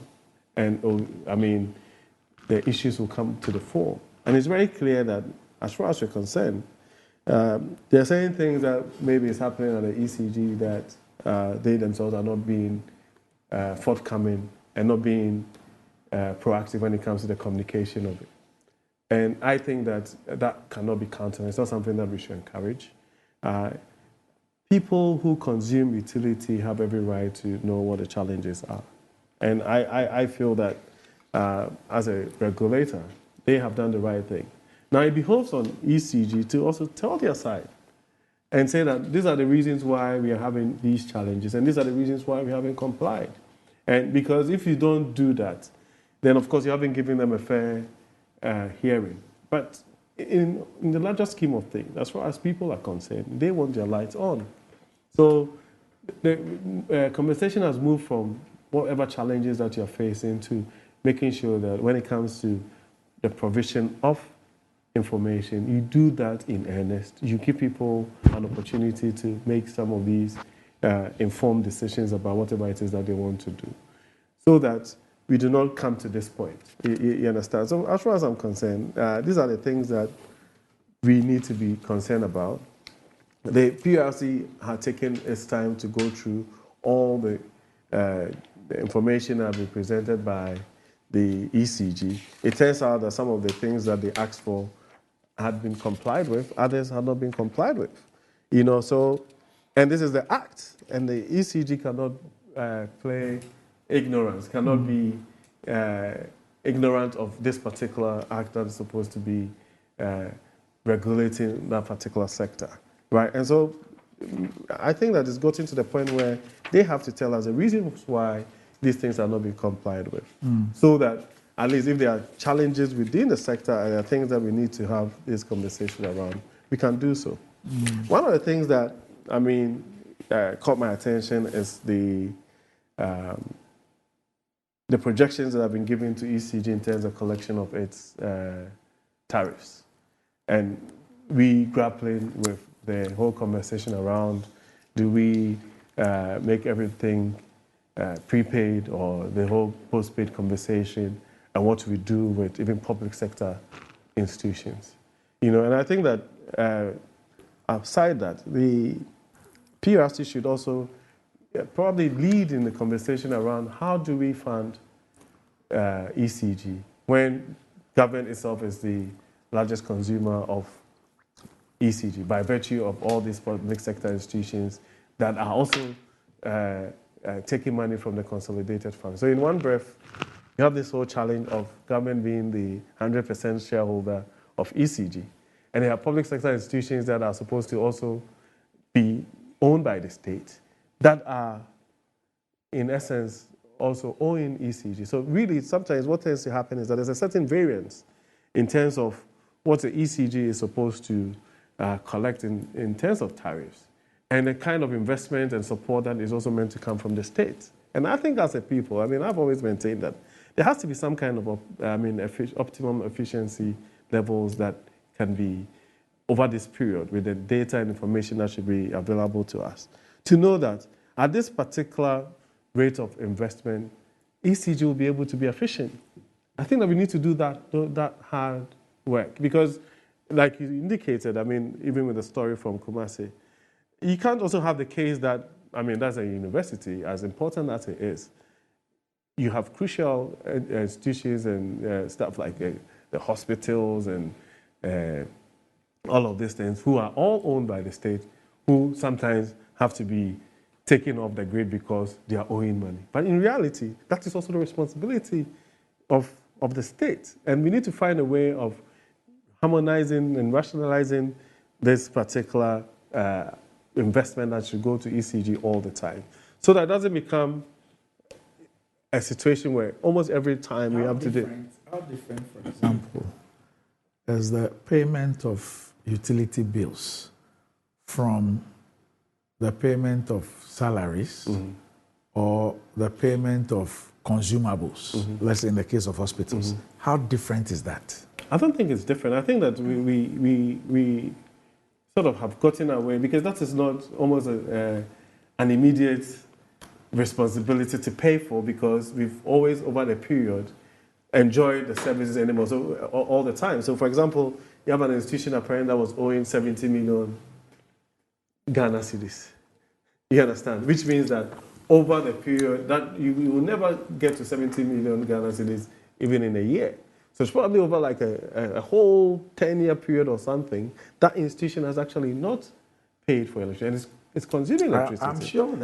I'm sure that, for example, from the ECG's point of view, if some of these entities owed up to a point, but were current on their consumptions, the ECG could have a different look at it. Because you see, for me, if you take educational institutions, why must they not be on prepaid? I can make an exception to hospitals, for hospitals. Yeah. Maybe with the hospitals. Usually, the argument has always been the essential areas within the hospitals. Theater. For doctors, plus nurses. Yes. Why must they not be on prepaid?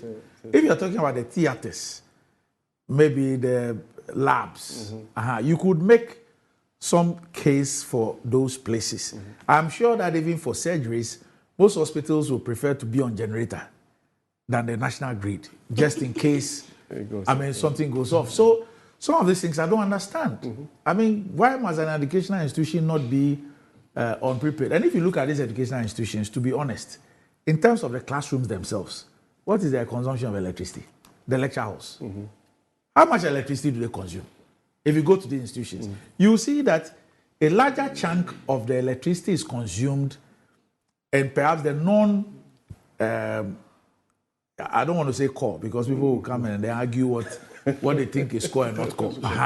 But if you look at all the bungalows and all those things, I'm saying that if you are going to prioritize salaries and know that every month I have to pay X for salaries, you must do same for utilities. No, but But even with the universities, with the universities, you have, if you look at your fees, you have what we call the academic user fee and the facility user fee. The facility user fee, they factor in energy cost. Right. That students pay. Yeah, so those are for, let's say, the hostels.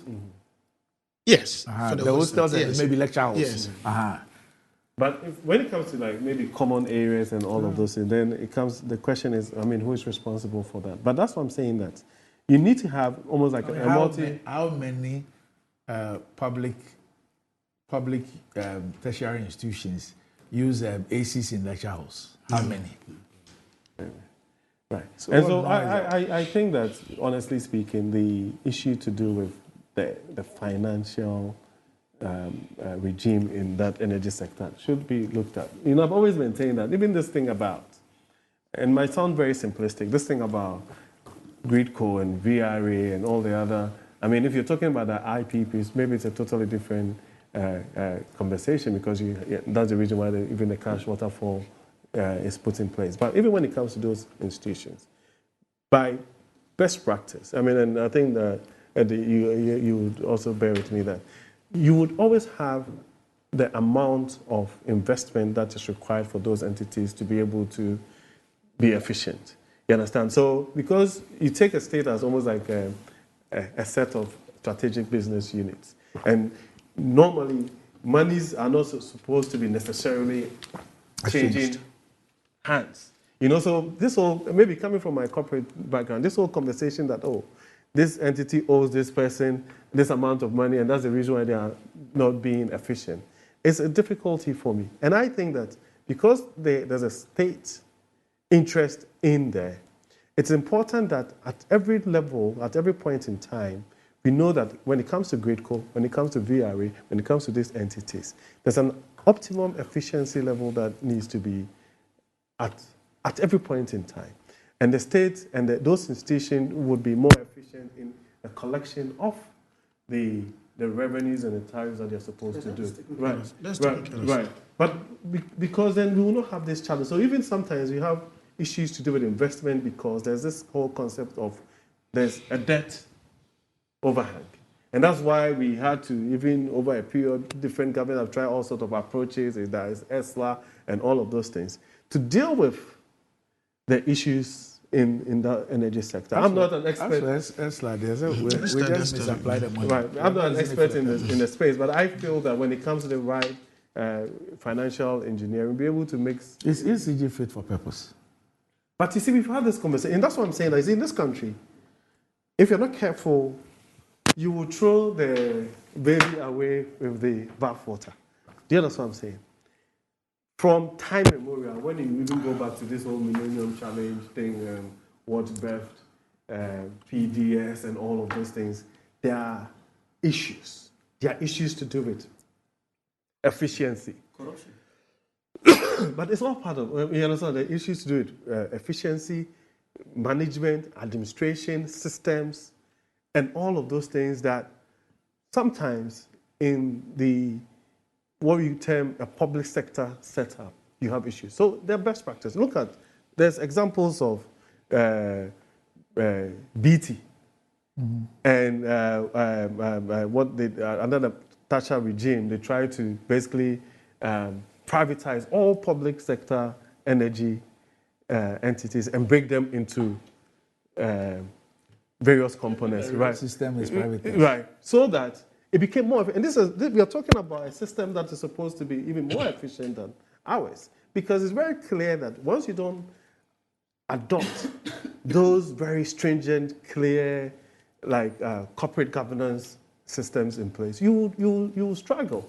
But that is a conversation that even for us as a people, devoid of all the politicking and whatever, what should be as we speak. Is the truth not that when governments are setting up this board and making appointments, they think of what can be benefited individually or whatever from these institutions.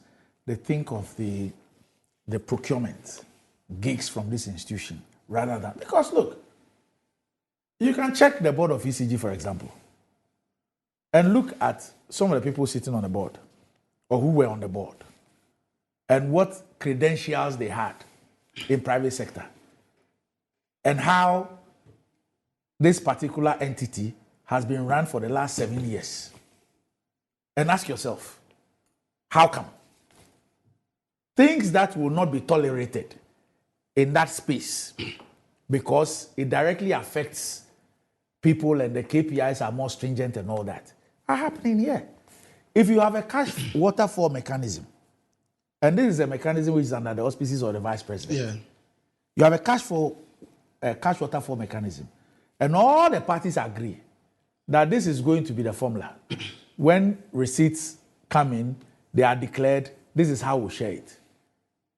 It's agreed. The ECG itself decides later that it's not too satisfied, goes to have private arrangements with IPPs on how much they'll pay them to vary it. Okay. They also accept it. And yet, ECG is unable to go by that very thing at its own instance on the basis of its own proposal. And we are told that just between August and now, close to 500 million has not been put in. Has not been put into the account. I mean, the people who sit on those boards, would they run a company like that and have 61 bank accounts? To do what? 61 different accounts. To do what? Andy, it's just pure indiscipline. It's just pure indiscipline. You see, you have been but that discipline, I think, is deliberate. It's deliberate. For a certain outcome. It's yes. Yeah. You see, because if you have publicly, you have a president says that run a single account, then you end up, until even this report, all of us thought that it was around 37 accounts. Then you run 61 accounts. They appoint an auditor to audit this. Give us the documents for us to audit this. You refuse to give the documents. So that story is true. Oh yeah, it's true. Okay, it's true. because you see, the president 2 or 3 weeks ago, when this issue of the audit report has been presented, the president is keeping it. Then we saw a statement signed by Eugene saying that the president was bad, it will be made public. It's been 3 weeks, it's not been made public. But I saw the Herald publish, so that's how come what you said resonates with me. You know? So there was an audit. Yes, and the audit suggests some of these things. In fact, it was PwC that was contracted to audit them. So the president orders an audit. Yes. The entity will not comply. So the auditors in their report are complaining to the president. This were the PURC itself, which is the regulatory body, itself also speaks about non-compliance by ECG. And you see, the two issues that have brought us to where we are now, you see, I appreciate all the points you made. Issues of efficiency. How should we do strategic decisions we should take to ensure that we pump efficiency to this utility? I agree with you on all those things. But let's even come to the fact that even in the face of all our inefficiencies, the money that finally we are able to get, what do we do with the money? That is a key issue. That has been. And if you look at this, even though, yes, there's a projection that the PURC had given that, look, they know that we know that in terms of your collection, you may not be able to collect all. So we'll give you a benchmark of 98%. So it means that for 2% of your collection losses, we'll factor that into the tariff. So you should be able to make 98. Based on the sales that have been posted by ECG itself, they should be collecting roughly around 8.9 billion. But for the purposes of the cash waterfall mechanism, look, we may have some challenges that earlier we didn't know how you made. But for 7 billion, we know that you can collect 7 billion. You collect 7 billion. Put that 7 billion in the account for payment. You refuse to do that. And within that period, you put just about 4.9 billion inside. So you have a huge sum of money that has been there that nobody knows where it is being put. You recall that just before this current exercise that has finally brought the people to Kumasi, and this minister is arresting people over the place. The MD had announced that the target was to collect 7 billion. Mm-hmm. They collected 5.7 billion. That money never went to the cash waterfall mechanism.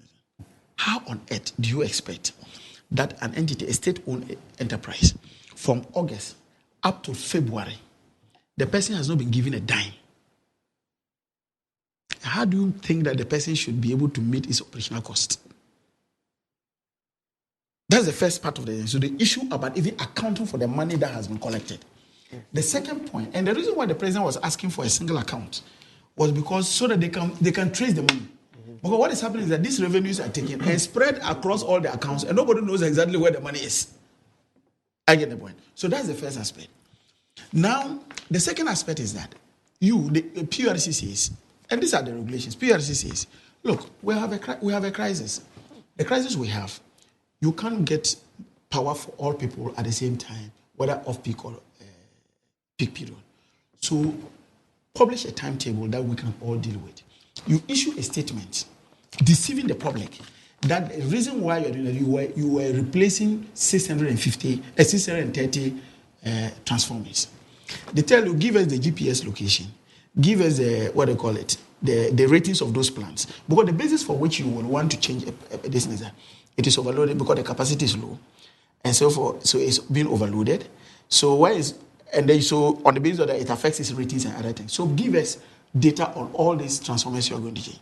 Only for us to realize that if you take the 30, that is even less than 70, and then the 590 something, that is about between 70 and 100. You put them together, that's about 626 of those particular simply are performed as supposed to be. And this is not based on PURC's assessment, but based on the data provided by ECG itself. But you were bold enough to issue a statement deceiving the public. The part of the reasons, the reason why we're having the load shedding was that between 7 and 11 was because of the fact that you were changing transformers. When in reality, the number of transformers that actually went beyond 100% in terms of load was just about 89 of them. So so you see that there was even an issue of deception of the public of the public. And that is the part that I'm so disappointed in. Also the ministry. The ministry, you are the superintendent agency. Usually in crisis like this, because you represent the president and you are the shareholder basically of you call all these agencies, you bring them together and say, look, let's see how we can resolve this issue. Now you have your agencies fighting, and each of them now is just like you have kids in the house. One person will go and come back and say, Daddy, this person has done this to me. That's exactly the picture that is being painted here. And on this, Randy, I support Greco full time. The reason is this. Greco knows that, look, based on our supply and our demand, the demand outstrips the supply. So it tells you that, look, we know what your demand has been over the period. For example, today, we are going to have this amount of power. So it will meet your demand. So shared X amount of power. If you have a timetable, you would be able to know that yesterday, Eric got, lice. So tomorrow he will not get, but Eddie will get. So you understand the point. So you have a schedule that everybody. So you tend to find a way of spreading the difficulties among all of us in a fair manner. Greco tells you to shed load. You refuse and you put everybody on. Greco sits at his control room and sees that there's a problem. He sees that, look, the load is outstripping the supply. And usually when that happens, what happens is that if you don't arrest it immediately, you have a total shutdown. That's why sometimes you see you have this national blackout all over the place because maybe a plant has tripped and has made a load. That the demand has tripped that. It tells you to do that. You don't do it. They sit in their control and they see that there's a problem. Immediately, they will not be sitting there and thinking that, Eric didn't get license today, so let me not put Eric down. He's trying to save his system. So he looks for the largest load and dump them. So he can dump you today, dump you tomorrow next. And that's why you have some areas who constantly will not have lice, and some areas having lice. And it is a basis for which Greco had to report to the minister. But I think there is an indictment on the minister because you should be able to sit there and call your agency heads to order. unless the agency heads have some power that we do not know. And Randy, for ECG, and look, I've never even met the gentleman on one-on-one like this, apart from the fact that in a committee level. But if you look at what ECG is doing now and the way they are running the organization, that guy has created a false image of himself and his management. And the facts are now beginning to come, because there are some of the reports, of course, they have complied with some of these reports, but they are reviewing the reports. You'll be surprised to see more serious things than we are having. And look, if you were even sticking to the directives that have been given to you by ECG, then by PURC and for that matter, all other agencies, would have been sorted by now. Now, the issue of finding these board members, and you were talking about even what was the quality of board members we have. If you have a board that between 2020, and most some of the board members, for example, if you see someone like Kelly Gajibo, he was there for about 7 years, am I right? Mm-hmm. 7, he was in his 8th year. I think that his reason, when he resigned, my first comment I made publicly was that it was long overdue.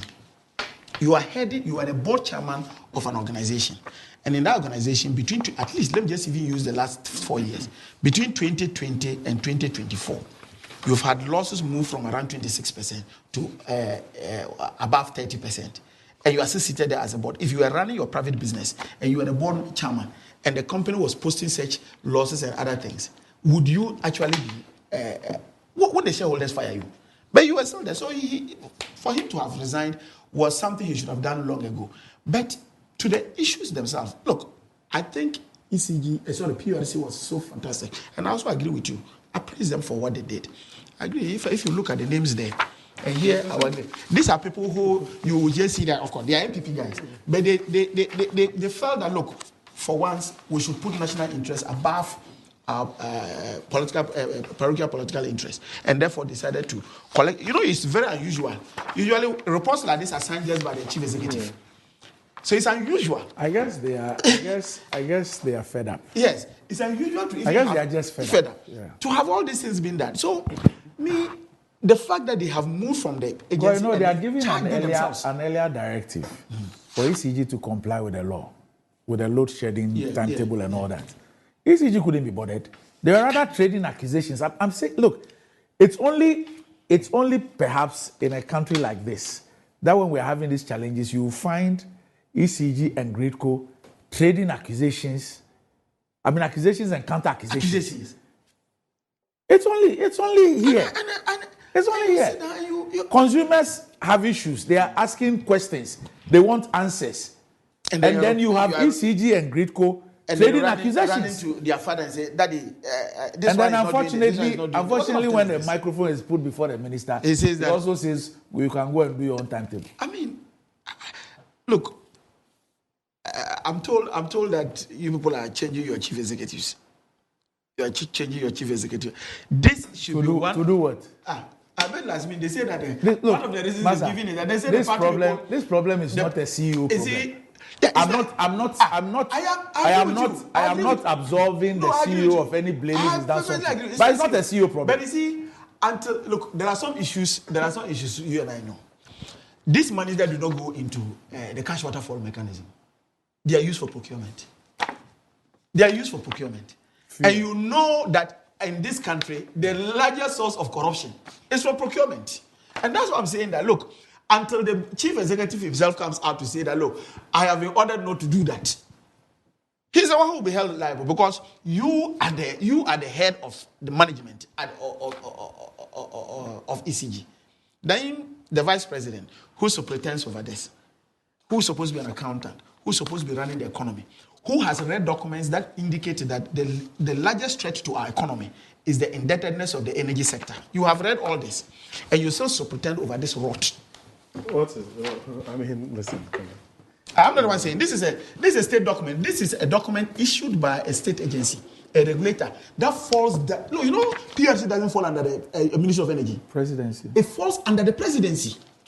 So this is an agency that falls under the presidency. Issuing a document, why shouldn't I take it and say that this? Why? When you read, didn't you see? Even the cash waterfall mechanism is under the auspices of a vice president. Yes. The vice president is the one superintending the cash waterfall mechanism. Then he will go to Sinjana and say, this Anyway, we have overperformed. we need to go. That we have overperformed. We need to go, but there's something interesting happening today. The Ghana Journalists Association is in its 75th year, and so there's going to be the launch of the 75th GJ anniversary.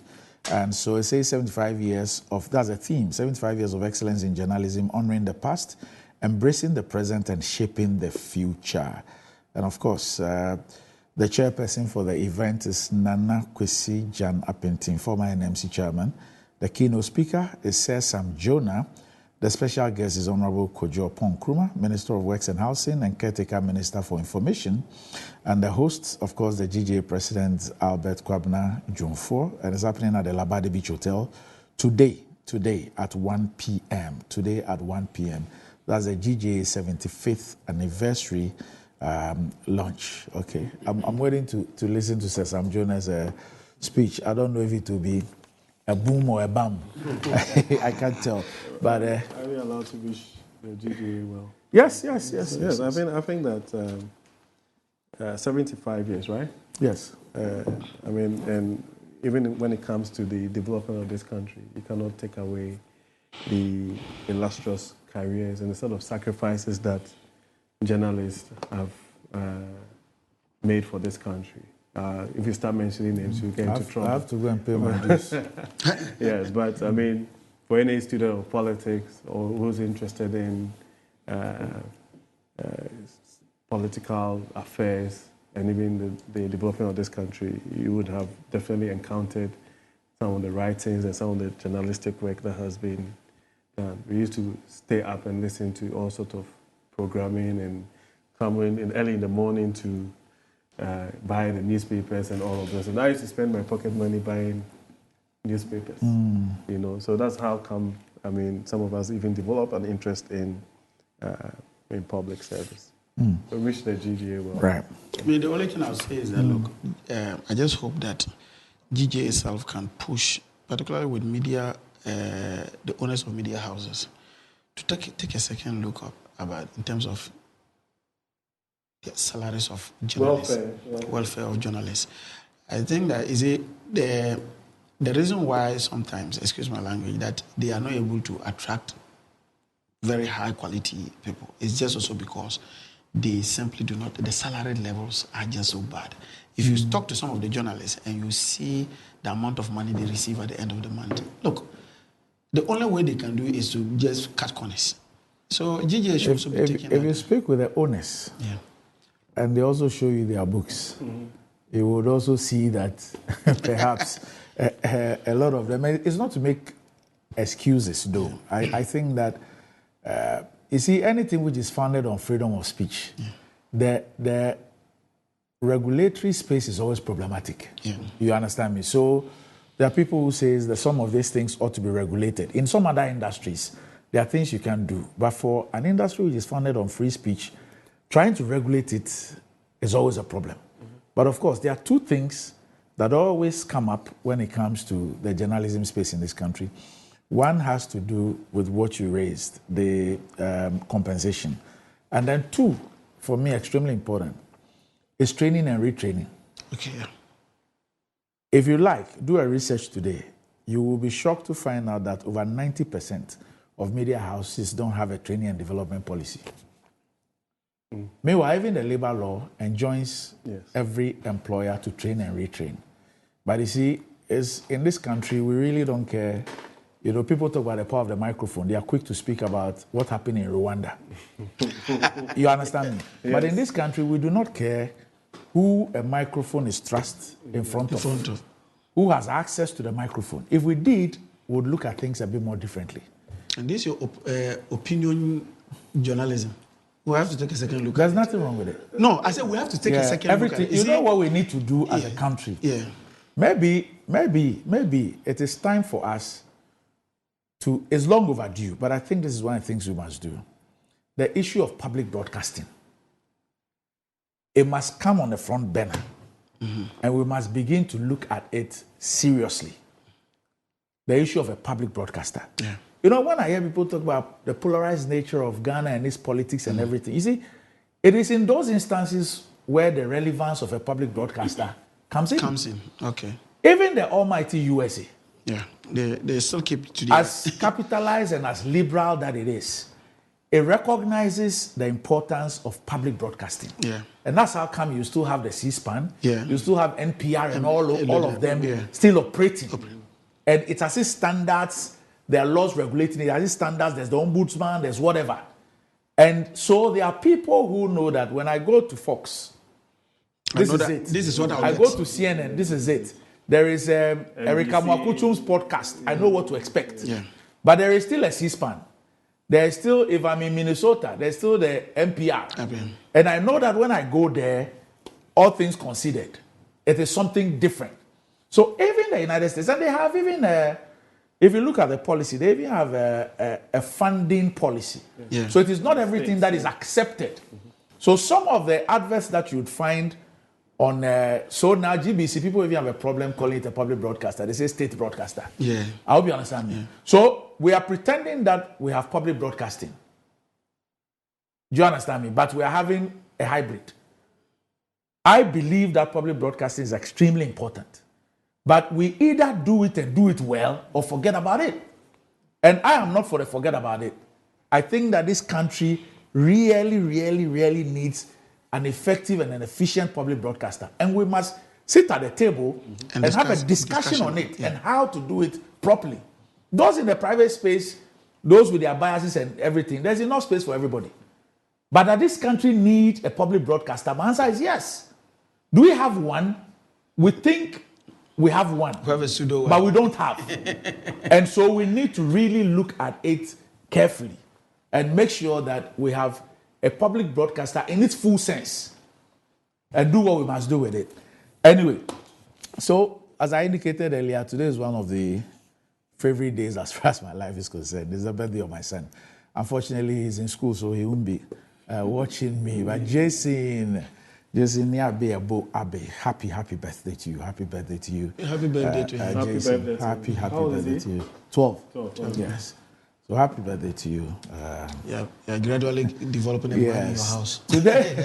Today is also the birthday of a lawyer, Nana Efiadosia. Nana Efiadosia, you are a lawyer. Happy birthday to you from Akwesi Siribo Boatin. He refers to you as the angel. So happy birthday. Nana Ya, Secretary, today is also your birthday. Happy birthday to you, Nana as well. So that'll be it, gentlemen. Thanks for joining me. Up next, GMG Trends and then Metro Sports.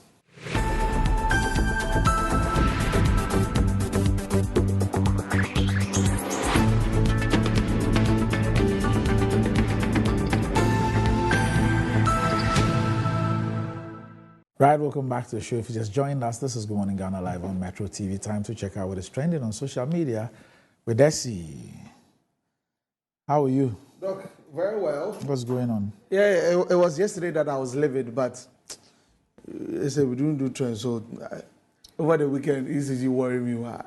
What happened? Doc, from Friday night, 10 p.m. to Sunday morning, 6 a.m. You didn't have light? They say it's a localized problem. And I'm saying, Sunday now, 3 p.m. again. Oh. Hey! So the whole weekend was a horrible one for me. Please, we beg. We beg them. They should give us something like a timetable. Maybe now the PRC has find the board, maybe they'll bring a timetable because we really need it. But anyway, this morning we're going to go to Dubai. I will come back. But let me actually begin from yesterday, the news about the jailing of the former Maslock boss. And guess what? I don't know when they train you. People are typing to that person. Me, I'm just saying what people are saying on social media. They're saying that, why is that party? Anyway, you let me read this one. This one says that, but the fight against corruption, people like Cecilia Dapao, Kwesi Mamenu, Philip Patterson, Ken Fiata, Reverend Kusi Boateng, Etal must all go to jail within the first 100 days of Mohammed's presidency. No room for corruption. So that is also on there. This one says that once is Ladapa to be jailed, BOD governor to be jailed, also for causing financial loss to the state. EC board should be sacked, and an independent person from the civil societies takes over from the affairs of the EC. and the Chief Justice should relinquish her position as well. So that's when the person says when Mahama comes into power. Michael says that Sledapa is still moving freely despite the amount of money found in a room, which we all know how that is described. But one Tamaklo is sentenced for 10 years.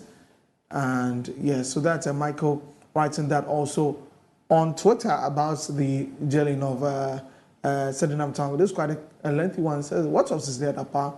The OSP, who is bent on having the media see him as a hero, decided to get the FBI to help investigate Sledapa for any case of possible corruption. After much effort and digging, he, together with the world-renowned FBI, found her free of corruption. So that's a lengthy one there. So so that's a lot of conversations going on with the ex-Maslock boss who's been jailed for 10 years. And people say that if you want to fight corruption, there are a lot of corruption going on in other places. So be like the attention for goes on the other side. Like I say, here one side, and I said, fat baby, so I can't. So lots of people are talking about that also. Let's go to Dubai because whenever it rains in Accra, a lot of people, well, we all feel it, we talk about it. Some people also say that the DNM, but the other places are flooded. Hey, Dubai has flooded. Hey, some, crazy storms and, rains there over the past few days has got the whole place flooded. And, a lot of people are talking about it. It's trending. It's in the trends. Yeah, so you see that also there. Dubai. So that's also been in the trends this morning. This flooding is not as a result of silted drains. Okay. It's not as a result of non-availability of drains. Of drains, yes. Or drains that are not suitable or not fit for purpose. Yeah. It is not as a result of lack of proper planning. Yeah. If this kind happens here, we won't be wiped out. Yes. And you can find out when the water receded. Yeah. Yes, this could have happened at a point in time. At a point in time. But you can find out, first of all, the amount of rainfall, and two, how long it took for this to recede. So some people shouldn't use these videos to justify exactly whatever, because what happens here is that that amount of rainfall must not lead to flooding. That's the point. So even just how come anytime there's a rainy season, a country that is getting close to 70, the discussion is about desilting? Does it make sense? Sure. And the rainy season is upon us. Desilting. Desilting. So I was just talk about desilting because there is silting. Yes. Look, I was saying this in the newsroom earlier that this is really, really strange hearing about it because we know how things are sorted in that part of the world. In the China, I'm over there, and Dubai Kranzuato, and a flood in the senior there. So. That's also in the trends this morning, Dubai, also in there. But Doc, there's a video of Koke Jr. Did you see it? So he's campaigning. Yes, he's campaigning. You ask for campaigns. So you watch? That's right. They do all manner of things. They plait hair. They cook with people. They go and play cards. They bought trotros. They go and eat when people are eating their cake and things on their stools. They go and sit there and eat. They go and pound fufu at your bars. True. It's something that they do. But Dr. Bamia do sometimes. I say it's something that they all do. It's something they do. President Kufuor sat in trotro. Since he became president, he's going to sit in EVSTC. They do all that. They do all those things. So it's all part of it. So. The only thing you can tell is that there's somebody who has I don't want to say. You can tell that he knows how to wash. He knows how. So it tells you of his upbringing and all those things. The things that he learns growing up, And For us, when we're growing up, there was nothing like a washing machine. Yeah. So you wash with your hands. Yeah. Saturday morning, you had that session. Yeah. So we washed ourselves. It's not you guys who now have your washing machine. Everything, even your underwears, you wash them in the machine. Now, they talk about the ladies. They still wash. Once a while, they still do they wash. Yeah. So as for this one, you in the next 3-4 months, we will see plenty. Oh, please, it's normal. So that was on social media, on TikTok and Twitter. It was crazy how this video was moving around. It's normal. So I'm thinking of the wildest thing a politician could do. Wildest thing. There's nothing like. Because like they're watching the day different level. Because the point of food there, but why in a near watching, Where you've gone somewhere, the person is watching, you are assisting the person to watch. Yeah. So I'm just trying to tell them that I'm not different from you. We are the same. Yeah, we are the same. We can be at your level. It's not a problem. Okay. All right, so that'll be for the trends today as we wrap it up and make way for Metro Sports. But of course, happy birthday to Junior Abbey. It's Jason. Jason Abbey. 12 years. Well, you see what Doc has been doing to me. 12 years. What was I? 12. 12. I remember about 16 years ago. Wow, that's far. 2004. Oh, Jason. You were 16 years old. No, 16 years ago I was 12. So it means that's like, Jason. Don't worry. See, Doc has been doing so too. Say that as well. Happy birthday to you. Oh, and also shouts to Eugene, though. You know, people who meet our are like, yo, Charlie, we watch the trends every day. We are even late to work, but we watch it. Thank you so much for always watching. Eugene is a new boy town. Shouts to you. Yeah, Doc. So that's it for the trends today. It's a wrap. Yeah. All right. So that'll be it. Yep. Okay. So thanks for watching. Up next, Metro Sports.